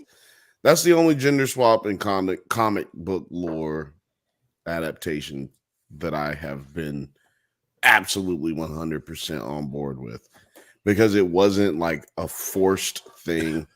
Yeah. It wasn't like to be conscious, like, you know what I'm saying? Like whatever cult, woke or whatever. It was just to be giving the role to the best person. You know what I'm saying? And Aubrey Plaza was that best person. She played Farouk, which is a dude. You know what I'm saying? But he was just, I guess he's just choosing to be a woman.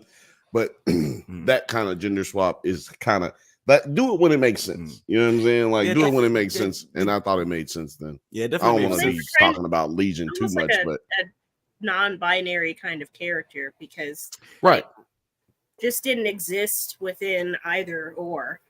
Right. Just chose to take on that visage of a woman. And that's a nice. It's easier to get around, I think. Women can do more than men. Women can do more than men. And I really liked Aubrey Plaza in that show. One of my favorite performances from her, and also Amber Midthunder. She was really great. Yeah, on she's awesome. But that's a good transition over into like our other storyline for this episode. Athelia said, if he didn't die, it was Professor X really there. If he didn't die, it was Professor X. If he didn't die in it, was Professor X really there? No. It's like if a tree falls in the forest and nobody's around to hear it. Whatever that saying is, I forget.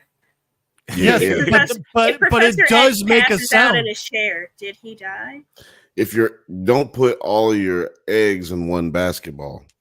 Yeah. The shoe is on the other table, which is turned. If you're psychic and wheelchair bound, but you're all powerful and psychic, can you will yourself to walk?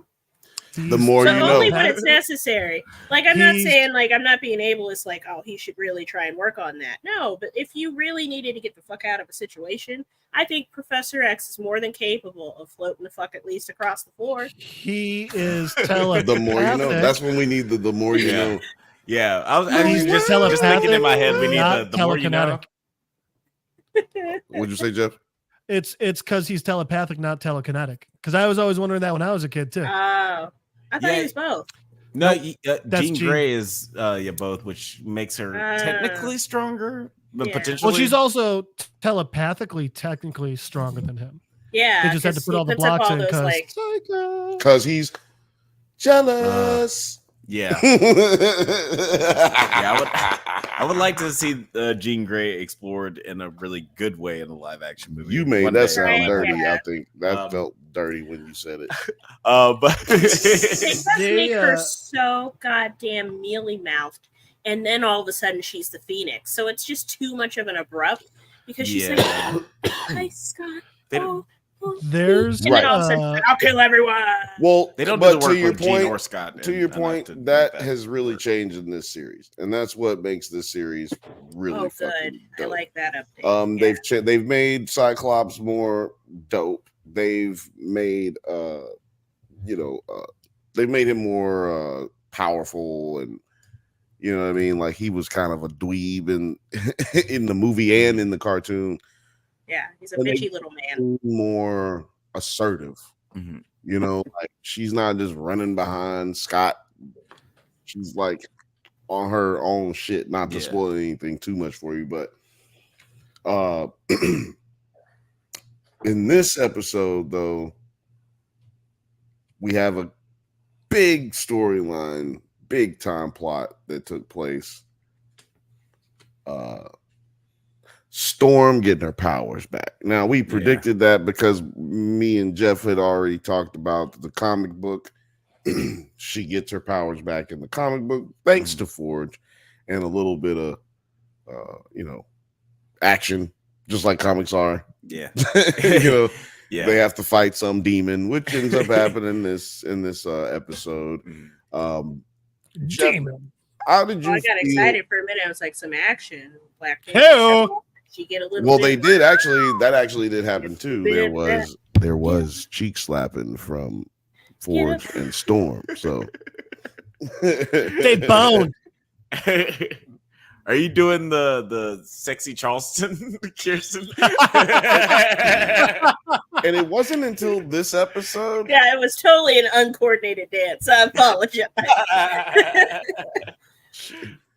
She was the fans loved it. They used to call that the June bug back in my day. Called that the June bug. That's what Jitterbug.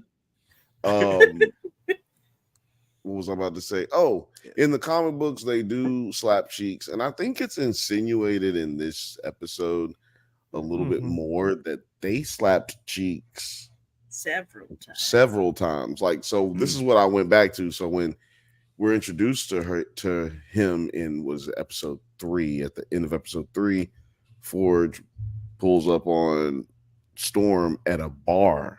And he's like, yo, how's it going? You know what I'm saying? And then she's like, well, what's going on? And you know what I'm saying? Us adults, we have to, because the next time we see them, they at the crib together. Like, she lived there. You know what I mean? Like she not just there hanging out, like she going through the refrigerator making coffee. Right. She know where the spoons are. Yeah, she know where the spoons are. She know where he keeps the cookies. She's been there before. He put parts of him in her. Right, no, yeah. And let's be honest, she put parts of herself in him. Okay. She got us emotionally. Oh no, I meant digits. Oh, no. Physically. Physically. Fingers. This is a children's show. And tongues. Okay. Fingers and toes. Okay, but Bill just said as adults you read between the lines, so you get to make up your own narrative as to what happened when they got back to the house. No, Alex was talking about the Drunk Banthas podcast as a children's show. He wasn't talking about X-Men. And I was obviously being facetious. He is. He's absolutely fucking ridiculous because this has been flagged so many times. For the language alone. Not even alone. Just I mean, it's never about this fucking boss nigger thing. That's never it. Because there's so many of our videos that get approved. So it's never about that guy.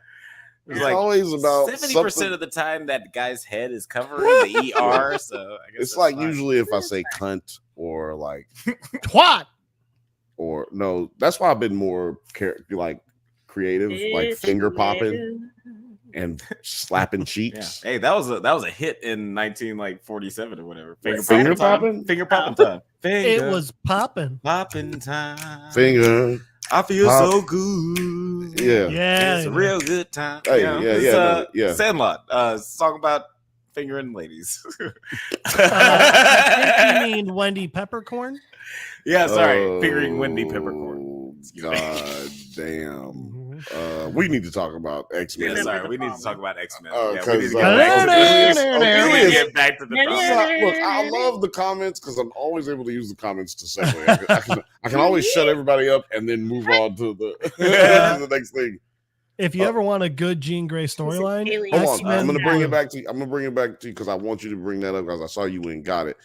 Othelia says, Storm, the type to play Unique by Beyonce when she do it too. The song is called American Superstar. And you're totally not the right. way she plays. You're totally right. Jeff, before I end up telling a lot of jokes about slapping cheeks and Storm, what do you got right there? If you want a good Jean Grey storyline and a more modern one, X-Men Blue came out a couple years back, but the entire story is Beast is pretty pissed off with the way the X-Men, specifically Cyclops, have been lately. So he brings the original X-Men to his timeline. And just to try and be like, hey, remember your way. And then they are like, fuck that. We're not going back. We're staying here. And then they get some great fucking stories. Like Jean, completely 180. She's not like the helpless at all. She's not like the Daphne of the gang anymore. She's a badass powerhouse. I do. I mean, we'll talk off pod about my problems with that storyline. But what? Iceman? I hate it when people like trivialize time travel. It's like, oh, let's bring people from another time period to teach people a lesson. That seems stupid to me. But we're gonna weren't happy about it. They were all pretty pissed at Beast. But he's smarter than that. Oh, X-Men 97. Storm, the type to play Unique by Beyonce when she do it is fucking hilarious. Yeah, I feel like that's Forge. But hold on. So Forge has a demon STD. Yes, that's basically what it comes down to. I want to play this clip here. Our girl gets her powers back. Now I'm gonna have to stop this. This was 2 minutes and 22 seconds. I'm gonna have to stop this and come back to it because I have a comment about the transformation into the new costume that I want to go over with you guys and see what I did like that they explored her claustrophobia. I thought that was really good. Yeah, you got to bring that back all the time. That's her completely agree. Her only flaw in life, or her only weakness in her.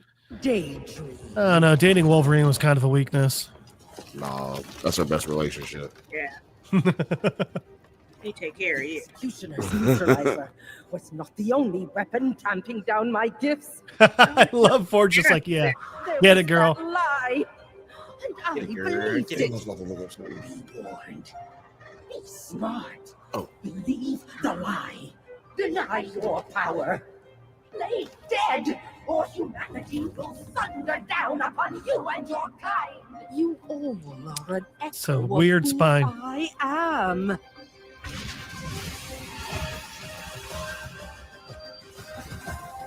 Let them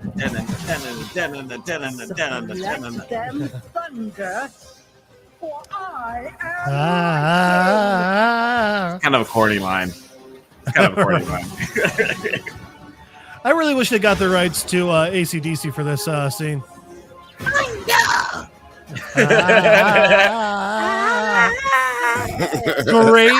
Great drinking game, by the way. Yeah. Oh my god!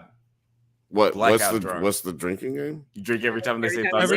Everybody, Yeah. you stand in a circle. So you stand in a circle. Yeah, When they you're say annihilated thunder, by the I end. start drinking. When they say thunder again, I stop and the next person starts. So on and so forth throughout. But there's 2 points where you're drinking for like 40 seconds straight. It's awesome. Jesus. Yeah, I was about to say, even with the dividing it between people, it's still it's way too much alcohol. Yeah.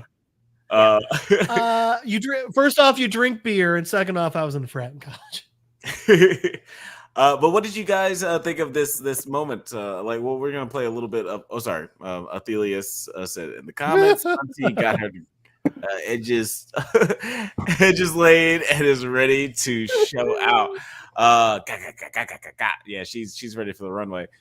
I am curious. So yeah, what did you guys thought of this transformation? And Bill, didn't you have a point that you wanted to make about it? Yeah, well, let Alex is going there. Go ahead. Got it. Oh yeah. Just like what you guys think about it? What y'all think? I thought that's what he was doing. I was hopping on. I was trying to take his credit. Let me see All right, that new look. costume, son. Exactly. Let me just play it.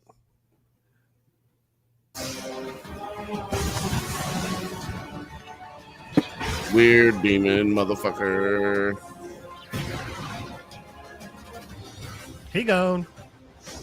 So she goes up into outer space. So I thought didn't that like was that wild. I was like, yo, Storm can breathe in outer space now? That's wild. Yes, thank you. New to me, new to you, new to her. Literally, like so check this out. Check this them out. Hold seeing on. it from outer space was cool. Her going in outer space was stupid. Yes, black outfit.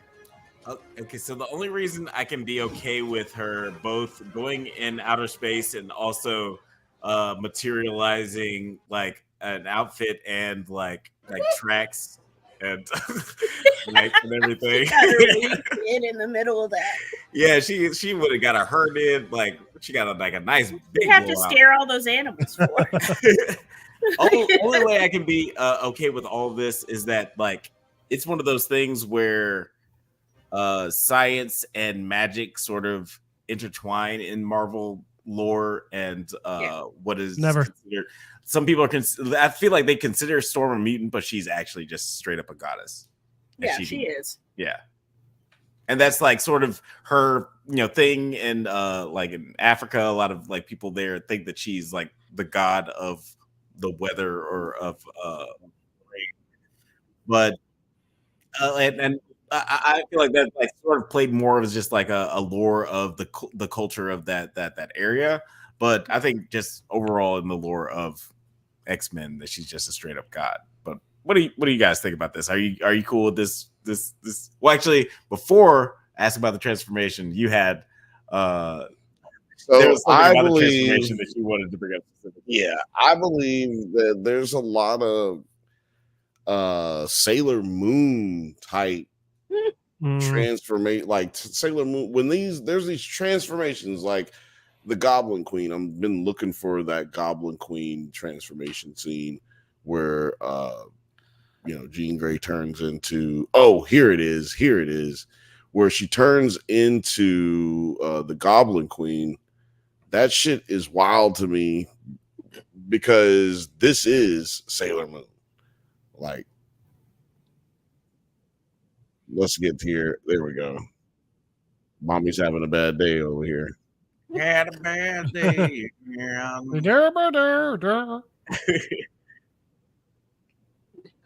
not that song. They tried making a live action. Waiting for Ooh. the clip. Hurry up. What happened to Magical girl? And see, this is what I'm talking about. That's what that troop is called, the Magical Girl troop. They tried making an American live action Sailor Moon in the 90s. Oh, Hootie, what? They tried making an American live action Sailor Moon in the 90s. It's hot garbage. The theme song There's alone. no way to do it. Oh, there is. Look at the theme song. I just threw it in. No, our he Instagram said chat.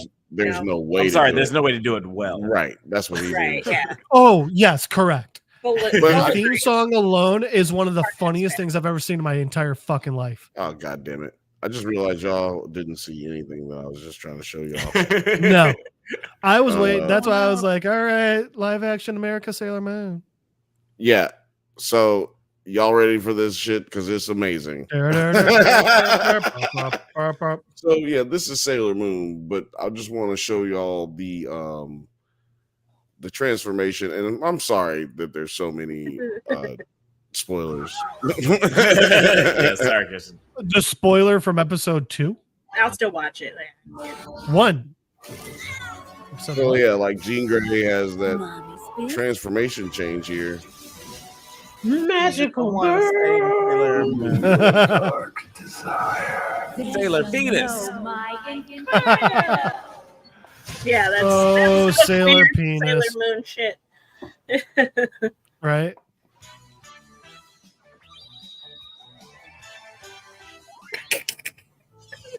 You know what I'm saying? Like it's the same Man, shit. old school anime is the best. It is the best. I love this fucking show. I never got into it as a kid. I was like, So my I sister love would this watch show this as a kid, one. yeah. I liked Dragon And Ball right Z. after, I would watch this one. But Oh, I've heard of it. I've just never seen Ronin it. Warriors. you see the similarities of what I'm talking about Yeah, here. for yeah, this it's definitely the transformation. magical girl transformation trope. Like, 100%. Yeah, people are like, yeah, but this is definitely Storm does it better. I do miss the Mohawk. Stop I scaring have to those say. horses. Jesus. Mm-hmm. I miss the Mohawk a Yeah, she's a lot. terrorizer, Yeah, obviously. Mohawk is And cool. clearly she's not giving a shit about Forge. You know what I'm saying? 'Cause Yeah. in the scene, He's like, lying Forge, there, dying. Forge is way out here just about dead. He's just out And there the having first a thing demon she spree. does is go hang out with some goddamn horses. So, scaring I horses. remember I was flying actually around yelling at through the the screen like, canyons. yo, Forge is dying. Every time you get the wind in those bundles, you know, when you spend that kind of cash, right? You want to show them off. She's like, look, she's just making tornadoes, creating nothing but chaos for these poor Yeah. fucking animals. Right. And maybe people Destroying who the also live environment. there. Like, Just irrevocably just fucking up all of nature for a while. It's just like, all right, well, what if global warming's just because Storm doesn't pay attention to what the fuck she's doing? well, what if we're just still here because Storm exists? Hold on, let me get to these comments. Black women. First comment, Alex. First comment from Athelius says they gotta play Yeah Glow for this scene. Oh yeah. Let's see, we played earlier. Animes. I really thought X-Men 97 was going to be super woke. Buddha Cafe said, You know, I know a bunch of people were worried about that when they were like, yeah, we're not going to give him the giant slappy titties. But it was one of those ones where I was like, one, I don't think it's going to be like crazy over the top, super woke. Two, X-Men it's based in wokeness. Breakfasts on Saturday morning wearing her Black Panther and her Gavigi hat. No, it's never gonna be woke. I don't know what woke means. right? Remember when the Childish Gambino song first came out and woke was a good thing? Right. Well, remember when they had a whole TV show called Woke and it explained what it was for two whole seasons? But here's the thing. And people still don't get it. Technically, X-Men has always been woke. Exactly. No, it hasn't. That's Yeah. it's what woke really is, as opposed to what woke has come to mean. No, You woke know? never even meant that. Never in its life. Woke never meant inclusivity. No, Woke never meant woke is me telling Kirsten, girl, the police are still out to get you no matter what has changed. Stay woke. It is from black people to black people about just knowing, hey, things might be getting a little bit better, but shit really hasn't changed. And then Stay Donald woke. Glover ruined it for everybody by making a catchy ass song. Ruined it. I'm sorry he wants you to stay woke with him. That's what he's talking X-Men was about. always woke the fuck. And Thelis also said it was a symbolism for the damn civil rights movement. That's very, very true. And then, like, recontextualize, like, I've heard a lot of my like queer friends say when like the X-Men movies that came out in the 2000s, they felt like it was seen through a queer lens, and that might have something to do with the fact that Bryan Singer made those movies. I didn't see it that way, but I'm also not queer. I can look back on it and say, yeah, It was gay as fuck. like the Matrix allegory. Yeah, The Matrix like, is what? The Matrix is a trans allegory. Oh, okay, yeah. Yeah, or like, you know, those Batman movies that old boy made with the nipples. Joel Schumacher, yeah. Yep, Joel Schumacher was gaying it up in those movies. My God. He was like, hello, it's Batman. Doing this. Yeah, he started the butt trend. Like, Oh, yeah, you have to see. When they would put the suit on and then they turn Yeah. around and be like, He did that. I'm like, And as a oh, that little boy, is I wondered. As a little boy, I wondered why. Yeah, I remember like, what the fuck? This is hilarious, but I don't know why this is happening in the Batman movie. I don't know, but I feel like it lived in the back of my head and informed some of my life experiences. Show that shit.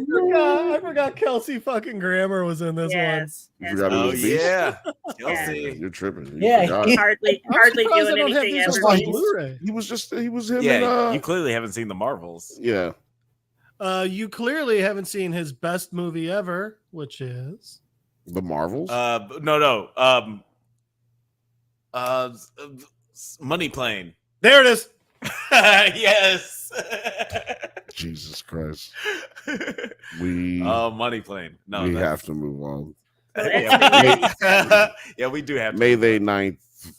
May thy night ship and shatter. Actually, I'm Forge doing my dead? show on May the 9th. You gonna come on? Huh? I'm doing the Bantha bunch on the May the 9th. You gonna come on? Yeah, sure. I'll be in the corner just watching Dune on my phone. No, I'm just joking. Watching Dune. That'd be really Just masturbating to Dune. Just every once in a while, you just hear Alex in the corner. It's not I mean.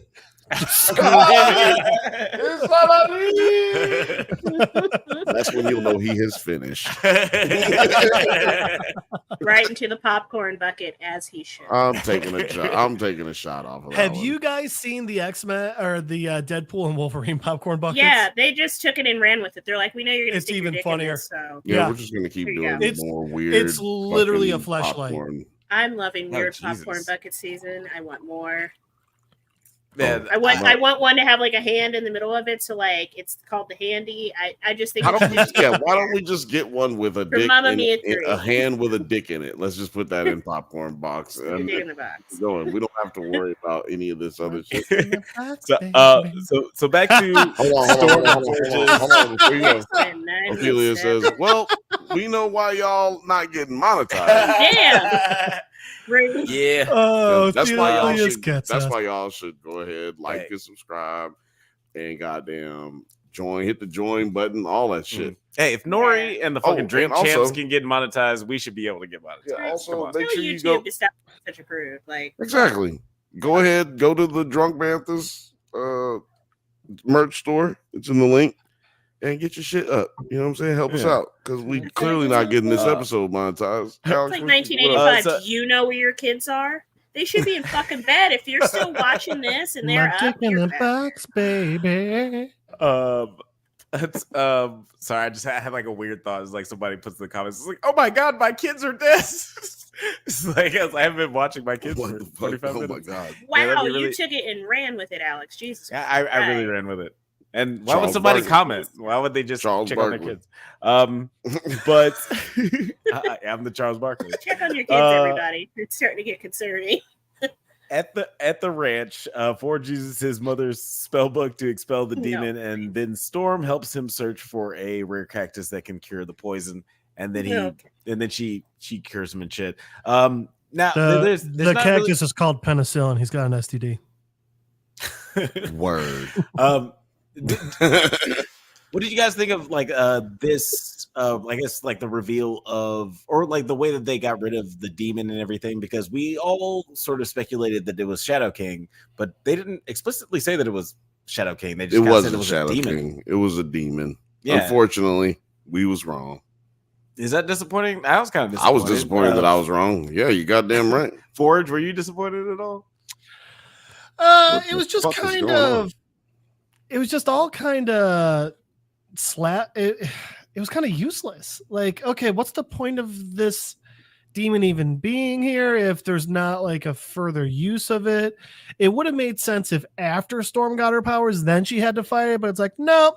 She's gonna Thor out, and it's gonna strike Witch Mountain, and then Demon's gone. Bye. And it's like, okay, come on. Demon's gone. Yeah, I felt like it would have had at least a more emotional. Demon's gone. 5 horses are gone, and Forge is still fucking dying. So yeah, it's just right. Pretty great day. Philmate said, "Laugh out loud." Welcome to the show. Welcome to the stage, baby. Philmate. Yeah, this did seem like a little lackluster. It would have had a little bit more emotional resonance if it was Shadow King. So it was like somebody that she knew, but it was just like some random demon that came in and out. Did you have a problem with that at all, Bill? Look, I got problems with demons going in and out. You know what I mean? Remember, when you get that little demon in your text message, you're like, oh man, you know what's going down then. If you get a demon text message after midnight, it's in and out, baby. Bad decisions. Or good decisions. You know what I'm saying? Who knows? Can I pay that toll to get in that troll soul? The demon thing, who cares?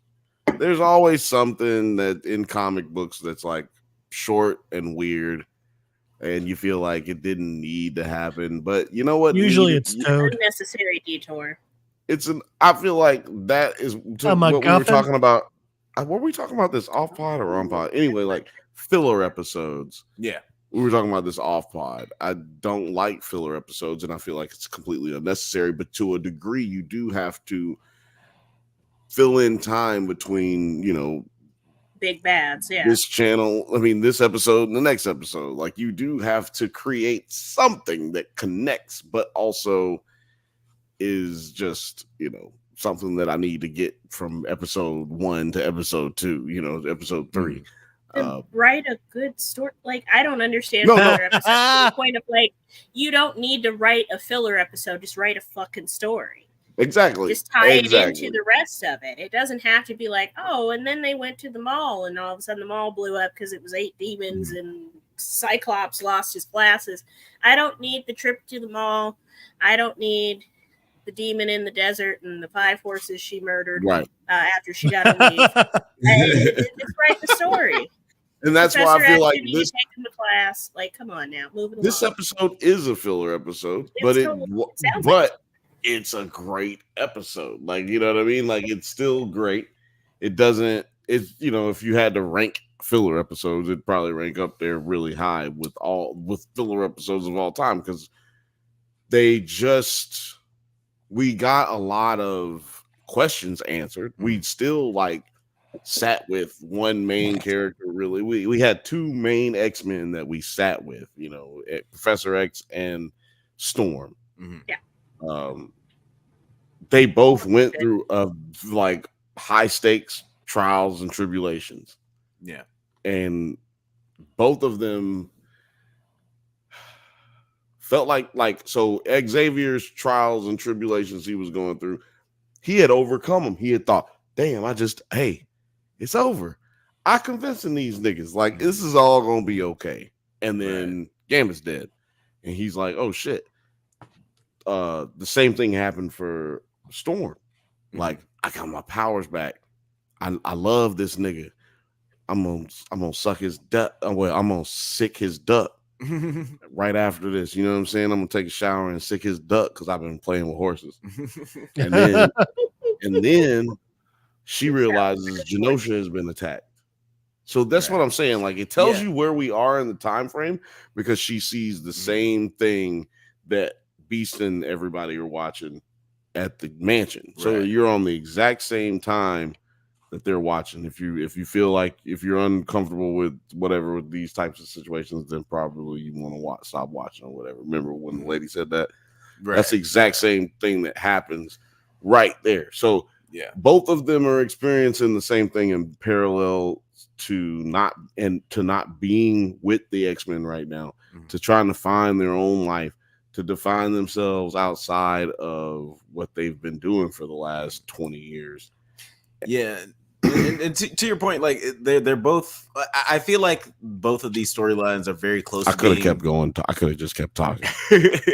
Well, not the same thing. Just kept going. I thought you were going to. To your point, I do feel like both of these storylines are very close to being sort of fillery, but it's like their endings that sort of continue the overarching plot of the season, because like, you know, if we don't have that last moment where Storm sees the news report on Genosha, this is just like a singular character building episode about her regaining her powers. That moves the story along. And then with we need a chalkboard back here. And then with Professor and then we'll teach y'all about some goddamn. And then Professor X last week, he actually ended up losing his shit, but then he regained it. He walked for like 10 seconds, but it was a dream sequence where he had an apple. Like, show you right here. Right here. Yeah, like with the say that again. I'm gonna write it. With the Professor X, like if it ends right after he teaches like all these aliens to be civil people, then it's just like another nice contained character study of Professor Xavier and his love for this alien woman in this new environment. But because of those endings with everything that happened on Genosha, like so Genosha is just like if Professor X gets with the alien lady, she's A, then we have to solve for Y. Yeah, do I sound like Charlie right now? Hold that back up. Hold that back up. Okay, so yeah, we got an X. Oh, there it is. Y. And the alien lady, I don't know what direction I'm going. Yeah. We have to solve for Y, which is Storm and the horses. Plus, then you have to divide by how much of a dick's Cyclops is being. Cyclops being a dick. Next week's plot point. See, clearly, look, this is why you come to the Drunk Banthas podcast, because you get. I mean, the math. The math works. Exactly. Not only do you get to understand the practical, but you get to understand the math. You know what I'm saying? Like we put it all together, man. Absolutely. We show you our work. What you know is science, and what we know is magic. Is actually one and the same. One and the same. You know what I'm saying? It is actually the Drunk Banthas podcast. Prestige is great. The Prestige is a great movie. It's amazing. It's a great movie. I don't know why did I say that. Oh, magic. What was the other one that came out at that time? Illusionist. Yeah. Illusionist. That one was okay. Nope. Yeah, not as good. It's like the illusion was dispelled quickly. What's the one I just said? Prestige. Prestige. Illusionist is Prestige's stepbrother. Yeah. Who touches people in inappropriate ways. It's a bad movie. Okay. Ed Norton's gonna come after you. Bad movie. Naughty. Naughty Norton. Norton. A sexy bad movie.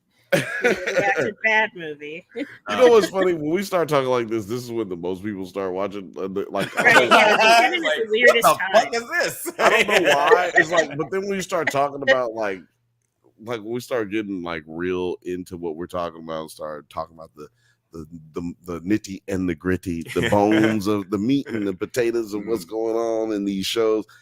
People be like, I'm good. Yeah, I'm good. I've heard these. These niggas read books. I'm leaving.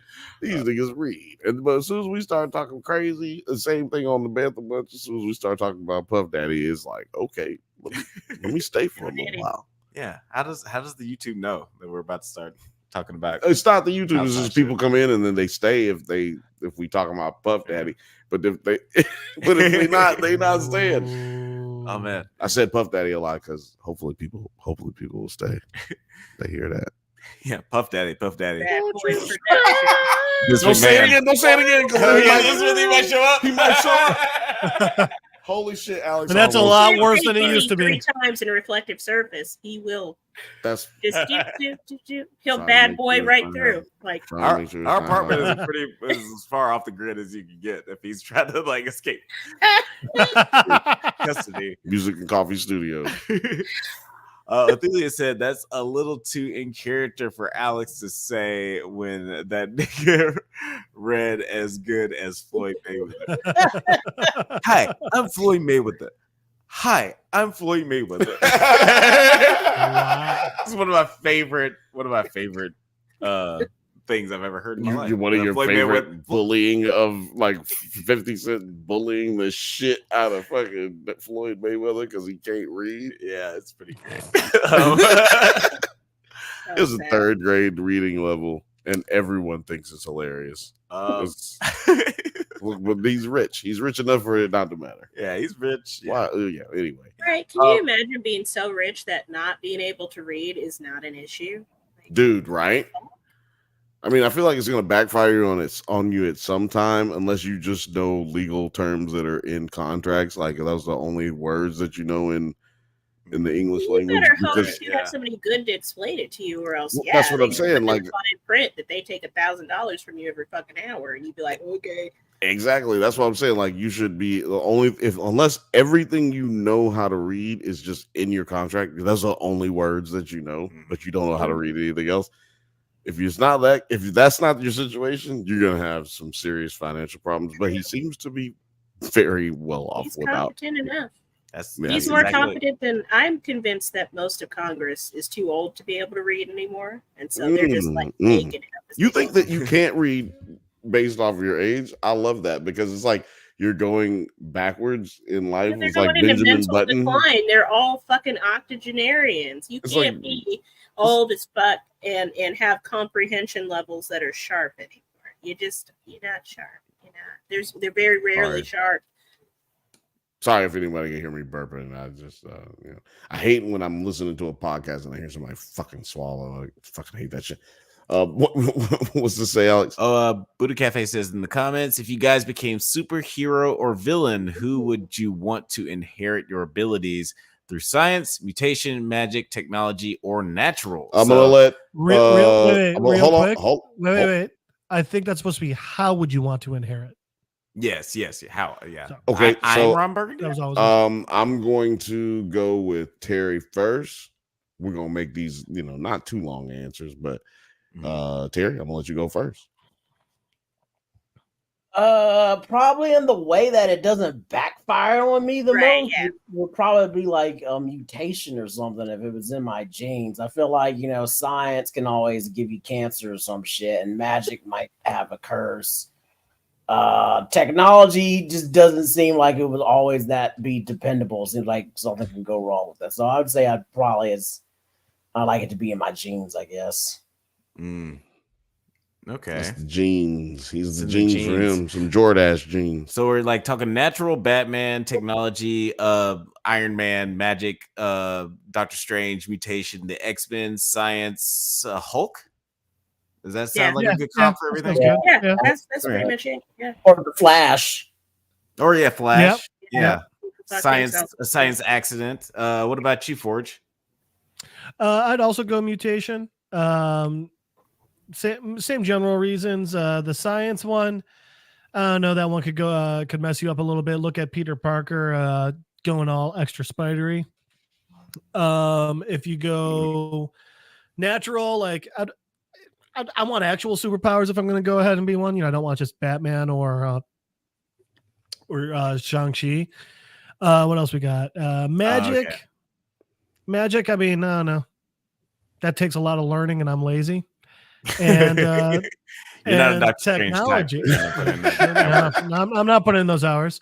But specifically, you could just do technology. Like just read one tablet. Yeah, right. Yeah, you can be a Juggernaut. He's possessed though, so. Yeah.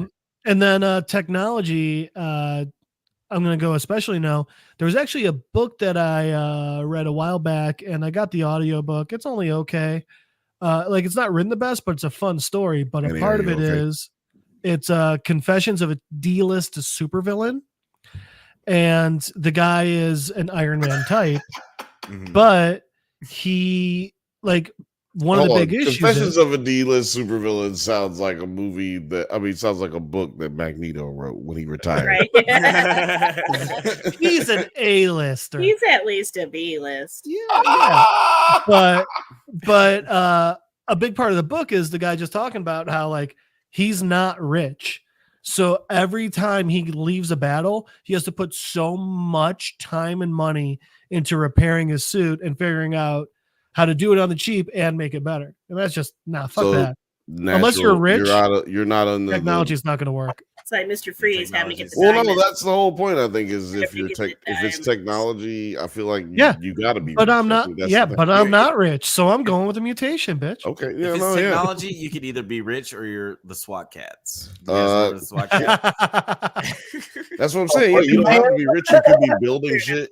You could be building shit in your junkyard hideout.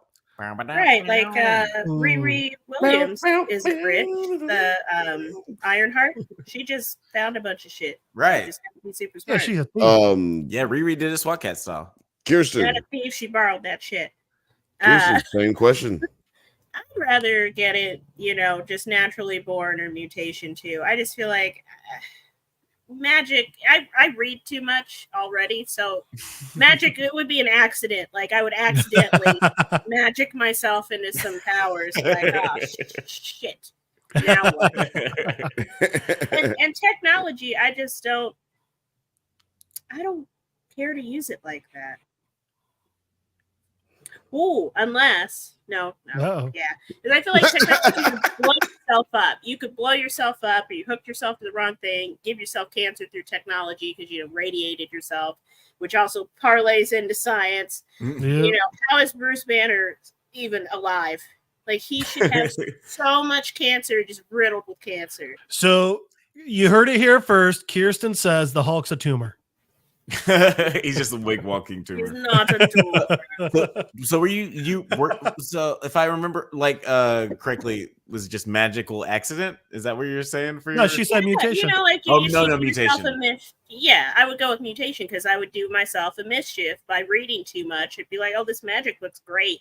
Oh, I wonder what these words are supposed to be. And then I would look up the Latin because I'm a fucking nerd, and I would try and say the pronunciation correctly so I could say it out loud in my head. And then all of a sudden, I'm a witch, and I'd wow, God damn it. I don't have time for that. But hey, the power of 3 will set you free. I'm not working with 2 other bitches that live in my house. No, thank you. What would yours be, Alex? I guess mine would be somewhere between natural and technology. Like Batman is my guy, so I'm gonna have to go with the Batman thing. I'm assuming that I also have an ungodly amount of wealth and all the time in the world. So yeah, that's my choice. What about you? See, mine will be natural, but that's because I will be naturally able to access like my powers that exist deep within me. That's not a mutation. Not a mutation. So like Goku instead of an X-Man? Yeah. I'm natural. You know what I'm saying? I'm out here. I'm like the last dragon in this bitch. You know what I'm saying? Glow. I got the glow. You know what I'm talking about? The power of the glow. Yeah, natural is like vague enough descriptor that you can just be like, yeah, it's not vague. It's telling you what the fuck I'm telling you right now. Goddamn, I'm motherfucking that nigga. I just got shit. I just got shit all the time. Like I'm him. I'm him. It's like, oh, so you're a mutant? No, nigga, I just told you I got that shit. You call me Himothy. That's a superhero from Atlanta, Georgia. What about talking like that? Did you guys see that Joseph Gordon-Levitt, Jamie Foxx superpower movie? Yes. Project Power. That was a good movie. That was a pretty good movie.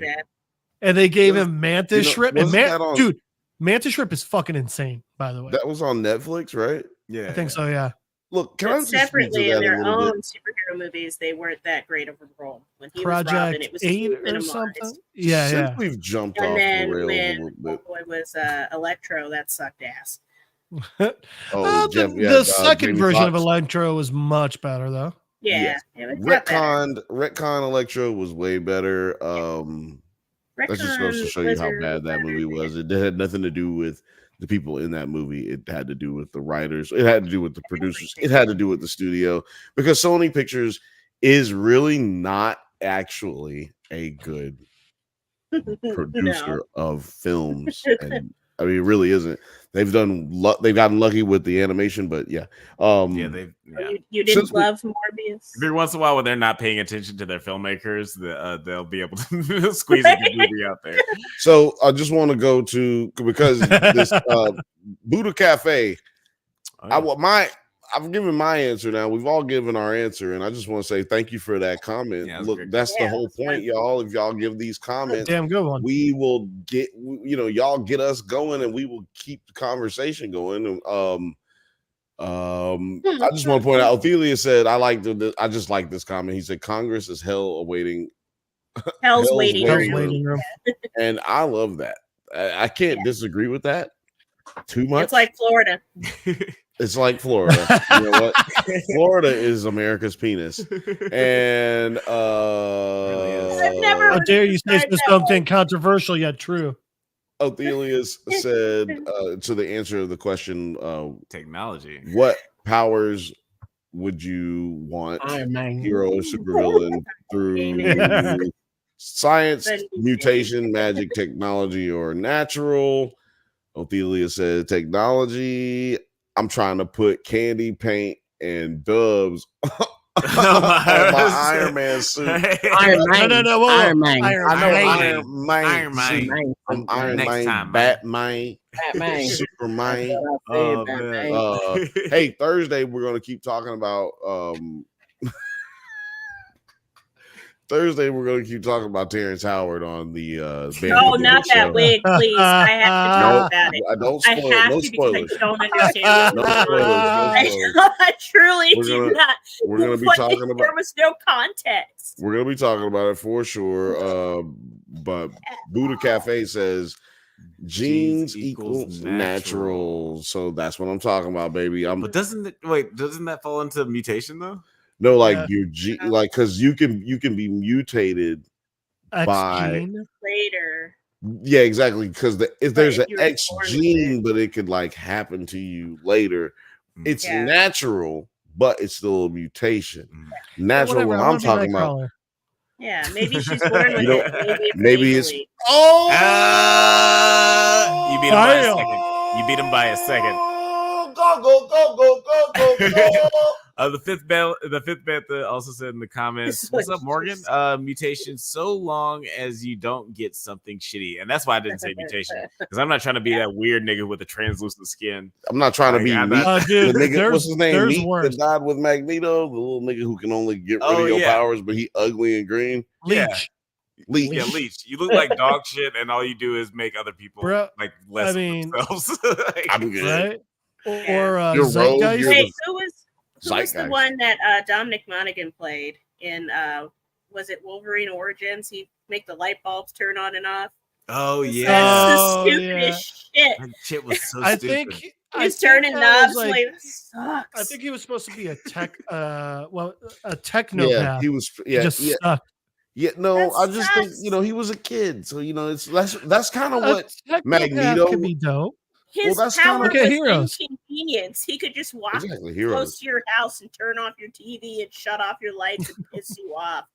Yeah. I mean, that's kind of what the point of the academy is. That's the reason that Xavier started the academy, right? Like, it's because you need to be able to teach these mutants how to use their powers so that they don't fuck up shit. And I think that's kind of why we're having to bring Professor X back in. Story-wise, when we look at this arc at the end of this season, I feel like that is what's going to bring us to, like, because really, honestly, like, oh, I had a bad dream. That's not really a reason to leave. I had a bad dream.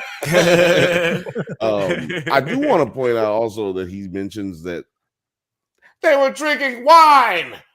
Making love. I want to point out that because you could never say that in the 90s. Like the things that they're pushing edgewise on Disney, like this was all written before Disney was planning on consolidating a lot of shit, before Disney was losing a bunch of money off of, the last year that we saw them put out. And I'm not just talking about Marvel, I'm talking about the Pixar films and the other animation films that they put out. The Little Mermaid, all that kind of stuff. So they have lost a lot of money on a lot of other things. And this was all being written before all that. That means this thing right here is saving Disney at this very moment. Which is why it's a good idea to fire the writer who's making it amazing. Yeah, no, I think they need to bring him back like they did James Gunn. I think there's no reason to even big Republicans. What happened? Like even Republicans are like the writer who made this season and next season got fired for having some thirst trap and OnlyFans. Oh, who the hell cares? Like, come on, Disney. To answer your question, right? Disney is an asshole.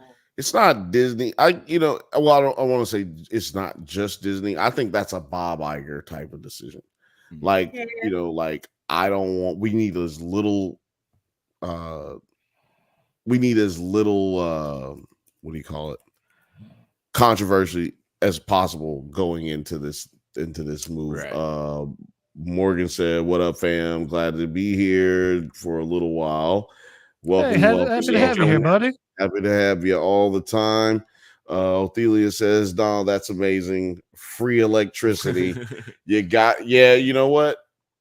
I don't know. I think I might have to fuck with that. Look, maybe because I'm gonna read some books, find out how to cancel out some of this electricity, so I don't burn up the house and shit. And I got free power for the rest of my life. Bro can also control ATMs and just get you cash. And there's a lot of really great implications. You can lower your bill. You can lower your bill. That means you can. You know what? You might want to marry him. He can also kill you with your vibrator by turning it up too high or shocking you with it. That's right. But that's why you be nice. To him. Well, if it goes right for you, but if it doesn't, this is like go to Professor X's academy to learn how to control vibes, then he will kill you. Vibes. That's like the female version of that Futurama snoo death. Death by snoo. This is definitely like an interesting episode. Sorry. This is definitely like a really interesting episode. The way it ended with both of these sort of I guess the implications on the fallout of Genosha, what is callback, what is to Genosha, right? Like with Storm and Professor Xavier both being storied leaders of the X-Men in the past. Facts. Now they have to go back and see what's going on, and we got 4 more episodes left in this season. Forge, is there anything that you're sort of excited to see? Any predictions on where the series might go from here? I think it's gonna time travel back. I think they're gonna undo it. I think they're gonna use the time travel, probably Cable, and it's literally because Magneto and Gambit are just way too important to not have anymore. So, do you think I'm gonna do a Days of Future? I don't know what the Nine Nerd Yard says. Attention, Taco Bell has a new avocado verde salsa. He says it's decent. First of all, I want to let you know, everybody knew that it was garbage. You don't have to say that it's decent. It's nasty. I already threw that away 3 weeks ago when they first tried to pawn that on to me. Taco Bell. The fifth Bantha says, I agree with Jeff. You know what? I disagree with Morgan. 4 ingredients and it's crazy and it's easy to make. Just make your own. I agree with Jeff, but I disagree with Morgan. No, I'm just... It's like Starbucks lavender foam. You can make that shit at home too. It's half and half. It's heavy cream. Whip the shit out of it. Put a couple pumps of lavender in it. Shut up. Lil Frothy makes some great. What do you call it? Detergent for your clothes. Oh yeah. Oh, that's neat. Homemade stuff. Edible lavender, actually, now that I remember. Oh yeah, I've been eating too much of it. That's why we always have to get the store-bought one. It's because it's got chemicals, so I won't eat it. I do feel I'm glad that at least stops you. definitely. I do feel like with everything that's going on with Genosha and this other looming threat with Megamind, Master Mold. Megamind. That's not Master Mold. Master Mold should not make a show out of that. And Storm and X coming back. Yes. Nite said that makes sense because her name is Frothy. Ooh. Yeah. Rip shot. It comes from cappuccino, but that does work. But it does feel like everything. That's what I figured. It came from a cappuccino fucking ingredients. Yeah. It makes sense when you see the music video. No, I'm joking. Go ahead. No, I was just gonna say it does feel like all the stories are coming together like butt cheeks. And we're finally gonna get we're like in these last 4 episodes, everything's gonna just sort of tie into together in a lock and step. You know, we got the Jubilee episode, and we got this episode that kind of like disconnected the storylines, but I feel like everything's gonna be very connected going forward. I think you're right. Othelia said Bill eating so much lavender, his blood just finna look like lean. He start talking chopped and screwed and like a Texas nigga. Yeah, you know what? I had a conversation about lean and my feelings of guilt towards it. So I'll talk about that on Thursday on the Banthas on the Bantha Bunch show on Thursday. What if 7 we did? PM. What if we did a musical episode like fucking like Star Trek and Buffy the Vampire Slayer, but it was just like Texas lean, like the chopped and screwed, like just want chopped and screwed episode. Slow down the episode, just slow down the whole episode. It's just all slow, but there's also a beat in the background. You know what? I'm not gonna say what I was about to say because I'm gonna entertain your craziness right now, and I'm not fixing to do that. See how everybody ain't saying nothing else? I'm not gonna say nothing because I don't want to say anything else too, because that's making it seem normal. It's just like when they do with Trump. They normalize the crazy, and then everyone does it like it's okay. Farting in the courtrooms. Farting in the courtrooms. That's called shitting your pants, maybe. I mean, I don't know. Do y'all believe that Trump shit his pants in the courtroom? Yeah, 100%. I believe Trump has shit his pants half the time as he's been on TV. Right? His pants always look like he's got a full load like a baby. I mean, isn't that like one of the like things they say about him? If you get close to him, you'll be like, he smells like shit. Yeah. I think that's just because he's got BO. I think that's it. He's like really. Well, because he's incontinent. He just be shitting himself. Yeah. He wears a diaper. Maybe that. Yeah, he wears a diaper. Mm-hmm. And that's what I have. You know what? Maybe we should get Depends to sponsor us. I have a friend Why who's do a y'all nurse. need them? No, I just need the money and just look at our demographic. I mean, when we're doing like 3-hour-long shows and we don't want to like disappear. Yeah, I need one of those NASA diapers for the yeah, I was thinking about the NASA. My vote is you just get up and go. I need a NASA diaper for the Bantha Bunch show, though. You've seen how You just long do what the I Bantha do, Bunch wear show goes. normal underwear and sit here and go. The Bantha Bunch show goes so long, I just need a NASA diaper. I just need a NASA diaper. I can take a shower right now. What's Congress Skeletor's name again? Mitch McConnell. Thank you. I have a friend who's a nurse, and you remember when Mitch McConnell did that His like hands crazy turned space out? Yeah, do you remember just like when he was sitting there and he was doing a speech and he was just yeah.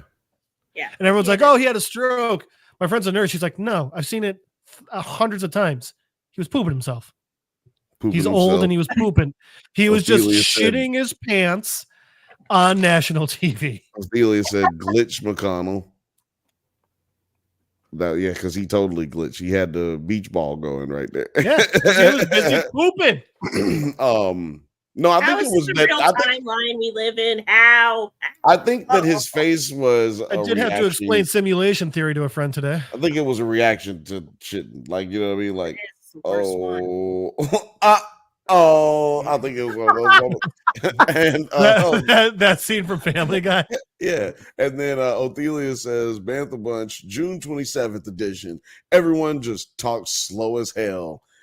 It's coming to a theater near you, a YouTube channel near you. I think, you know what? When does 27th? Depends on how much everybody Must be a smoked Monday. that day. It could be You know slow what? as hell or fast as I fuck. might institute an episode where everyone has to sing their response. I do that anyway, so I won't be available. We're having a musical episode like they do in all the, remember, like we were talking about 26 episode format. Some shows would just have that one musical number episode. Yeah. Boring, right? Terrible writing. 27th is a Thursday. It's Bantha Bunch. Okay, bam. so You know what many time it is. buses Bantha Bunch, Harry baby. has in a hat in his house. He's hanging out in the left corner of that room. Nigga, put that stuff away. Grabbing me nuts. We're talking about a horror movie? This sounds like a horror movie that you're No, covering. look at his screen. I could see his boxes in the corner. I was trying to figure out what it was. Oh. That's the bodies of the clones that didn't work Usually out. he's got like his camera facing a little bit of a different way, but yeah, tonight he's kind of angled differently. Details. The Details matter. Pins. I run a business. Oh out of my shit! They head. send it in that. They send it in that big ass box. It's like an Amazon thing where you order like hair scrunchies. It comes. Oh, that's true. You got like a ton in mine. Got like 500 today. But fuck you, Amazon. I ordered one tiny thing, a DVD, and it came in this big ass box. It was like the size of this fucking pillow for one thing. They just ran out of boxes. They ran out of little boxes. They said, "Let me just send this girl this big ass box." For some reason, X or Twitter just went out again. Fucking Very twatter. very strange. But South African twat runs it. sorry for them because we about to get up out of here in just a second. Fucking Elon Musk. Othelius also says, "Everyone just give a freestyle to June 27th beat." You know what? When is Juneteenth? June 13th. 19th. June 19th. It's my mom's birthday. Hello. Maybe we'd move it up to the Juneteenth. Do black all the person weird that shit you on the Juneteenth. June 27th, brother. I'll see you at the Metrodome. No, Juneteenth is a Wednesday this year. Wednesday. Oh, yeah. It won't be happening. I'll be celebrating that holiday, taking my day off, and getting effed up. I might get on And here. my Maybe, who knows? nephew's birthday is the 18th. Goddamn, your mom's Day of Black birthday, Rest. your nephew's birthday, Dude, same week. I've got my dad's birthdays today. My sister's birthday is, well, technically yesterday now. My sister's birthday is Friday. My sister-in-law's birthday is a week from Friday. My little sister's birthday is in May. My birthday is in June. My mom's birthday, my nephew's birthday is in June. My brother's is in August, and my nephew's in September. And a partridge in the pear tree. So your dad's birthday's today? Yeah, well, yesterday technically. Yesterday. Oh, happy birthday. My dad's Happy 70. birthday, Bob. Happy birthday to your dad. My dad is 70 and just got back from New Zealand. My dad's going to be 58 on the 28th of this month. Okay. Muzzle. Yeah. Happy almost birthday. That's Starting to Friday. do like weird old dude stuff. That's a Friday. That's good. That's Careful. good. My dad started doing crazy weird old dude stuff like ultra marathons. Where they just like smile to themselves and you're just like, okay. No. Alex, did you have anything you wanted to say about this episode before we Yeah, we went off the rails. roll out? No, I think I said everything I need to say. And we didn't go off the rails. I mean, My ADD medication wore off a while ago. but before we get out of My here, Zoloft just kicked in. I got the sleepies. Wrap this up, niggas. I'm gonna pass out. Hey, Kirsten's pulling out the wrap it up box, so we'll let her go first. Kirsten, Kirsten, 9 bad news, buddy. Journalists saying that shit have been getting death threats. It's horrible. Well, you know what's crazy? I said something on Thursday about it. I said Thursday it was bad, and then I got bullshit. But I'm not even going to talk about it. I got a fucking lot of shit for saying it. Well, listen, you can send all the bullshit my way. I think her new album sucks, and normally she has a couple of bangers, but this is stupid. Kirsten, where can the people find you? If you'd like to direct your Taylor Swift hatred, I can be found on Twitter or X or whatever the hell he's going to keep calling it. KirstYn Cobb 1 on Twitter. I am KirstYn_Cobb on Instagram. You can find me on Facebook if you're, in your 30s and you still use it. Hello. Yeah, it's all my social media is my name. I'm easy to find, except TikTok. It's the Daddy Lorian. The Daddy Lorian. The Daddy I Lorian. have to play this because it's because I didn't play it. That's it. It's my fault. Yep, there you go. I'm making sure you got it. T, where can the people find you, sir? Oh, there we go. Gotta take that mute off. New mic problems.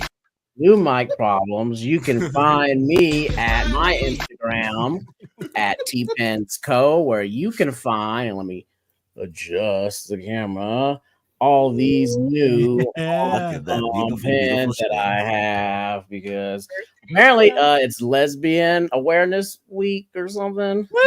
Lesbian Awareness Month. True ally. Ready to take your hard-earned money. Look at that. Socially awkward. It's That's a me. good one. That's a really good one. That one's gonna sell out at Fantastic Fest. Right. Yeah, it is. Most of us. 100%. Get some more pins for the peoples. No, that's it. I'm gonna be doing this every episode from now on, so I'm not gonna. Okay, well, Jeff, where can the people find you, sir? Well, I can be found at. You can always try and Skype me, Don Cheadle's driveway at littledickie2.com. It's because of the hackers. Hackers. Yep. SB hackers. It's fucking hackers, man. You don't do this on this show. I like the idea of no one having any idea of why I've been doing that for, at this point, years. Yeah, no. If you want to know, you got to go back. If you want to know, go back and If you want to know, you got to go. You have to watch every single thing we've ever done. Exactly. Absolutely. Yeah. Also, so a couple of the old school dope T-pins on my hat there. But anyway, you can easiest ways you can find me on Instagram at MadleJeff, Facebook because I'm in my 30s and still old at Jeff Madle, or you can find me on Mondays hanging out right here talking about movies and shit and other shit.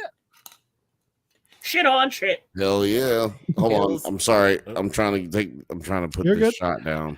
And pretty soon you can hear me on another Does It Hold Up? Oh. Does it? Oh. Is that on here? No, We're- it's not on here. God We're damn. tomorrowing. I'm excited. Yeah, I wanted to drop. Look, I did a drop for Does It Hold Up. I was hoping to post it on here today and say it, but yeah. Oh, next episode. Yeah, we definitely got to do that. Oh man, Jeff is definitely gonna be. All these beautiful people have been on Does It Hold Up.